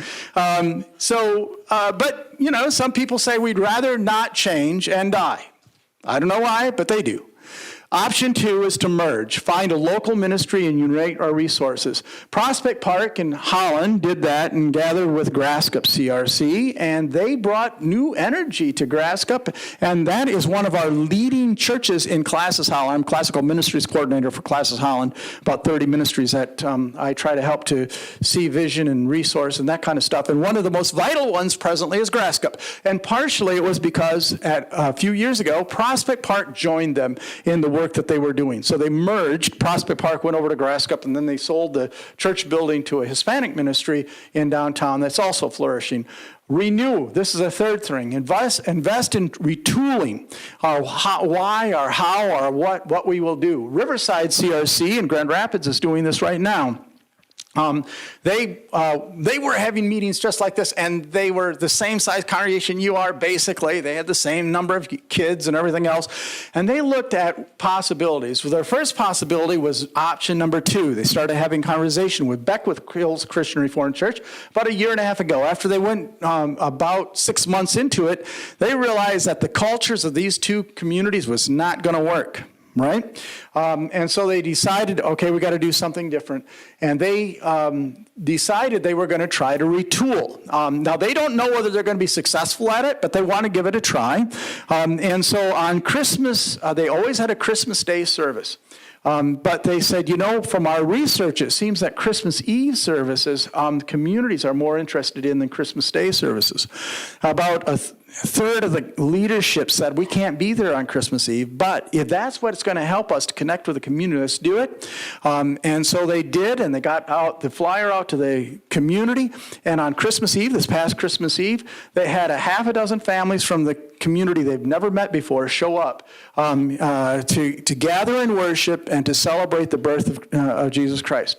It was the first time they had visitors from the community in over 3 years there. And I don't know what's going to become of it, but they are trying to work on it. That's Riverside. Option number 4 is network. Become a satellite of a vibrant ministry. That was Mayfair Christian Reformed Church in Grand Rapids. That's where my dad was pastor back in the early 70s, at the time when this church is just a huge church. I don't know whether anybody's been in there. Beautiful. You need opera glasses from the back balcony to see the pulpit. It's just crazy. It's ornate and gorgeous. I love it. And there were almost 1,000 people in worship when my dad was there. When we came and started working with them in the Renewal Lab, they had less than 100 in this 1,000 capable of holding, I think, 1,000. Maybe I'm overstating that. Maybe it's 800, but it was a very large sanctuary. And they had a few spattered older people that were there. They tried to change so that they would be able to connect with their community, but just realized they didn't have enough gas. So they went to Encounter Ministries, which is a church plant, and Encounter was looking for a north side church plant, and Encounter has taken over, and they completely redid the sanctuary. They took out all the pews, and I can't believe it. They put curtains over the beautiful stained glass windows. But the church was willing to die to itself and say, as beautiful as these stained glass windows are, if you want to have no light and you want to bring in, fog machines, so be it. Kills us, but go ahead. Today, a standing room only. Tons of young families, just vibrant, people coming to faith. It's amazing, right? Transition to mission. We're just right now completing our work with Saginaw Community Church in Saginaw, Michigan, a church that had gone down to less than 25. They were almost pulling off on the side of the road. Beautiful facility. A number of years ago, they had started a care center for the church, or for the community, that was the best care center in all of Saginaw. That care center was thriving. The church was dying. The church decided we are going to die as a church and be born as a mission. And so they're giving that building and its work and its resources over to this care for this Saginaw, this missional work. And that's in the presence of transitioning mission. And then, of course, option number 6 is complete and bless. Invest in church planting, potentially on-site. Share resources with mission-focused ministries. Invite a gospel-focused ministry to embed in the church's facilities. That was Millbrook's here in Grand Rapids about 4 or 5 years ago. Millbrook Church was out of gas as well, but they still had a ministry that was connected to a school that used to be Millbrook Christian School that then became a charter school, but because it was right on their parking lot. That's where they were. They had this passion for what was a largely African-American charter school, local neighborhoods, not to give up on it. So they started searching for other churches that would take over that responsibility. They found a church that had a lot of diversity, a lot of African-American communities. That was a church plant. And said, would you like to come here and take this over? It was an independent. That church said, we've been looking, we'll pay you $1 million for your facility, a little less than its value, but still there. And the Millbrook took that money. A lot of members joined that independent church. Then they spread that money that they had to plant 2 additional churches and support a series of kingdom causes.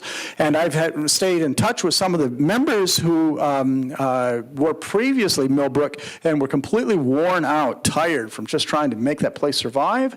And today they are spiritually thriving. God is doing a great work. So that's the story of Millbrook, which then brings us to that story. So you can see that this Mayfair story I told you about, the Millbrook, the Riverside story I told you about. Bethel CRC is in London, Ontario. It was just, it was so gloomy. It was down in the mouth. It was struggling. It had been for a decade. And in their open heart, open to the possibilities of what God could and would do, Bethel decided that they would invite a satellite, another CRC for a city, to come in. That church that had very, very little energy now again is a standing room only with lots of young families. That happened over 2 years. Hope CRC in South Dakota, Rapid City, South Dakota, a church that decided to be able to bless the community. It had a facility that was a fabulous place for a Christian school, and it became a Christian school community as a result of their working with that Christian community. Saginaw Community, I told you about. Maple Avenue Ministries, which became a merger between CRC, RCA, and became multi-ethnic, multicultural. And then Pillar Church that I had been connected with about a decade ago, downtown Holland, was thinking about closing its doors and becoming a museum. Today they have 4 Sunday morning services. 4 Sunday morning services. They cannot contain the growth that they've experienced. It's amazing. And the difference was fresh leadership, fresh mission, fresh commitment to the city and to the Hope College campus that they didn't have previously. And so they saw this thing, and those churches, all these churches were churches that were sitting where you sat today. And all of them have a story. All of them have a story, right? So the question is, what is our story? We have 3 proposals. We want to suggest, I don't think you can stay here. We always have more than one option, so we can look at that. And we should submit to the Jesus prayer, not my will, but thine be done. Would you be willing to take one of those sticky notes out? And would you be willing to choose one of those options that I just mentioned before?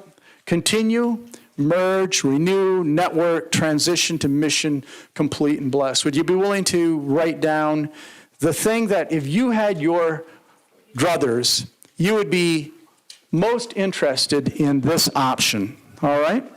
Most interested in this option. And once you have written down that, we're going to do what we did previously. We're going to send you back to the back wall, and we're going to stand and talk for just a moment, and that's going to be kind of closing our day. And then I'll give you an exercise that you can do on the way. All right. Write down your options and then join me in the back. Mm-hmm. Can we split it and do 2 back? Yes, yep. You can split. I see people taking 5 sticky notes.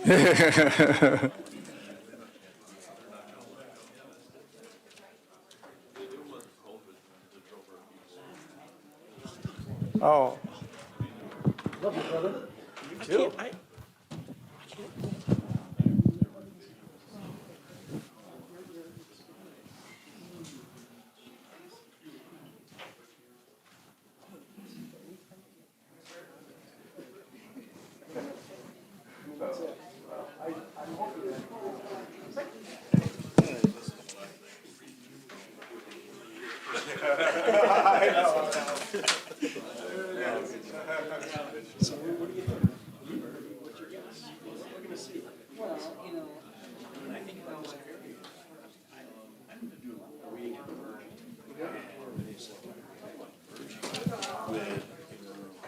There's the half. Yeah. Some other options.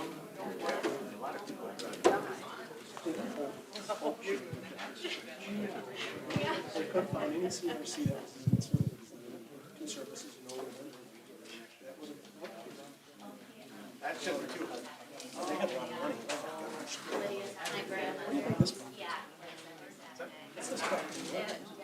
Oh, I would say. Quite amazing, your speech. Our youth, we went to Mayfair, we looked out the Grove Street. Mary's was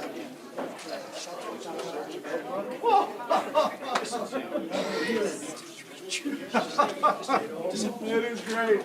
What a great story. amazing me. Yeah, and yet the Lord is doing good work in all these places, right? That's so great.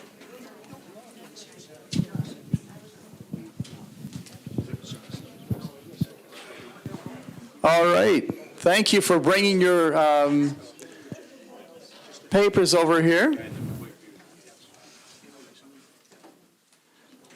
This is interesting. This is very interesting. This is very interesting. This is almost surprising. This is great. So much for consensus, right? All right. No, that's good. Is it? Yeah, it's very good. Okay. Have you done this before? Oh, yeah. With choosing the choices? Okay. Okay. Yeah. I didn't know that you did that. I was at First Zealand the second day. Yeah.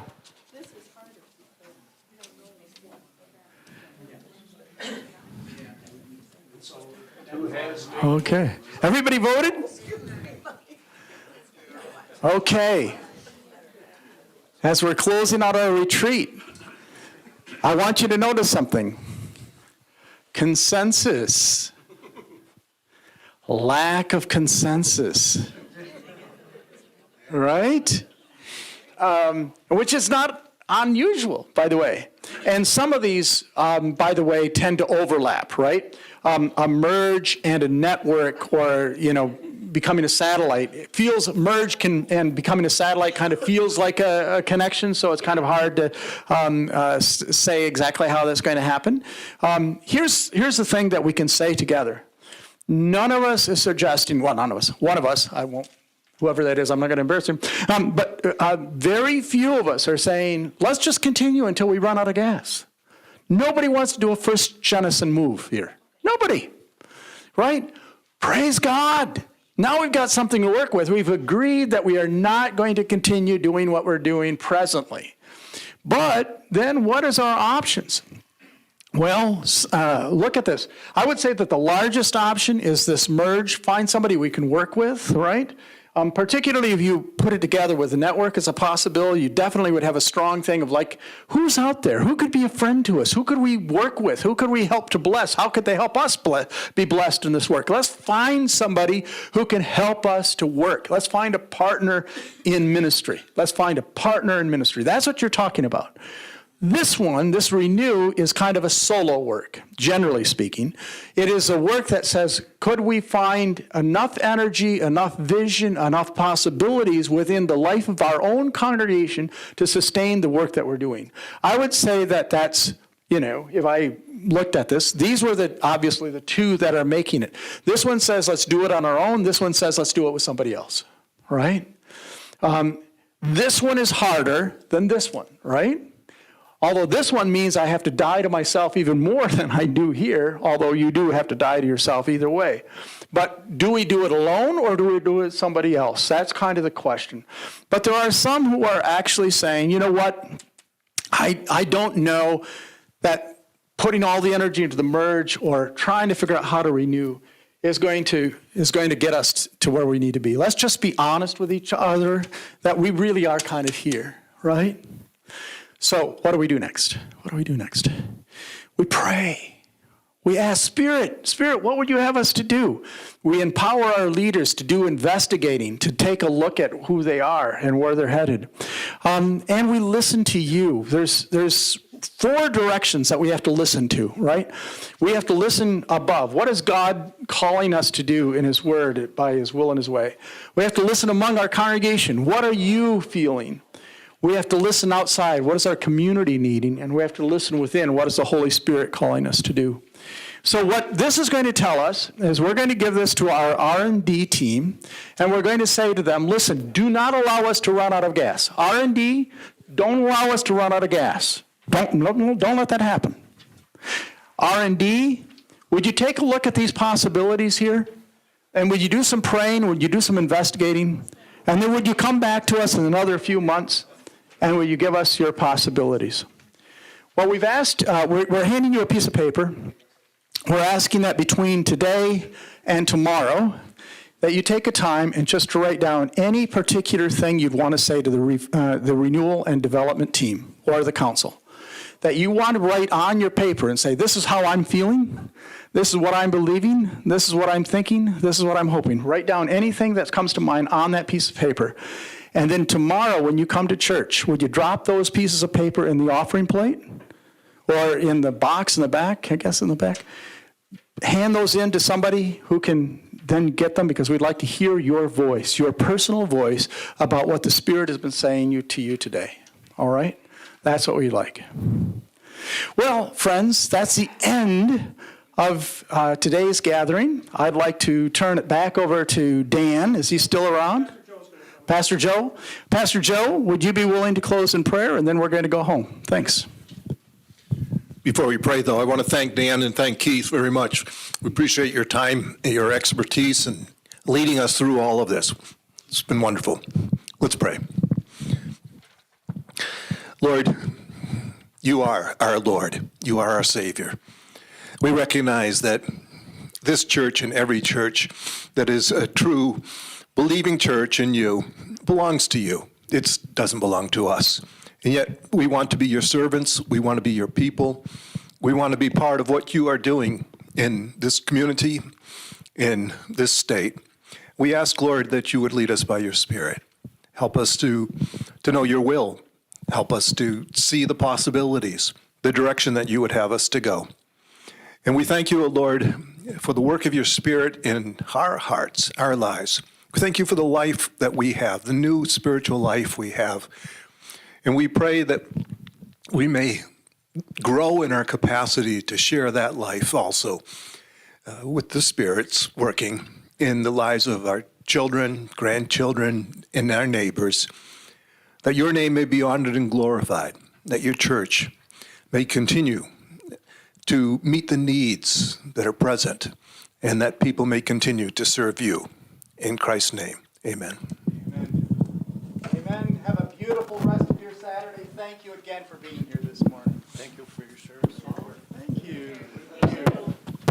Thanks, Jerome. Appreciate it very much. Guess you don't shut this off. We're on borrowed time. I think these are Can't yours. get it off. I don't know why it does that. They fall off. Hold down both.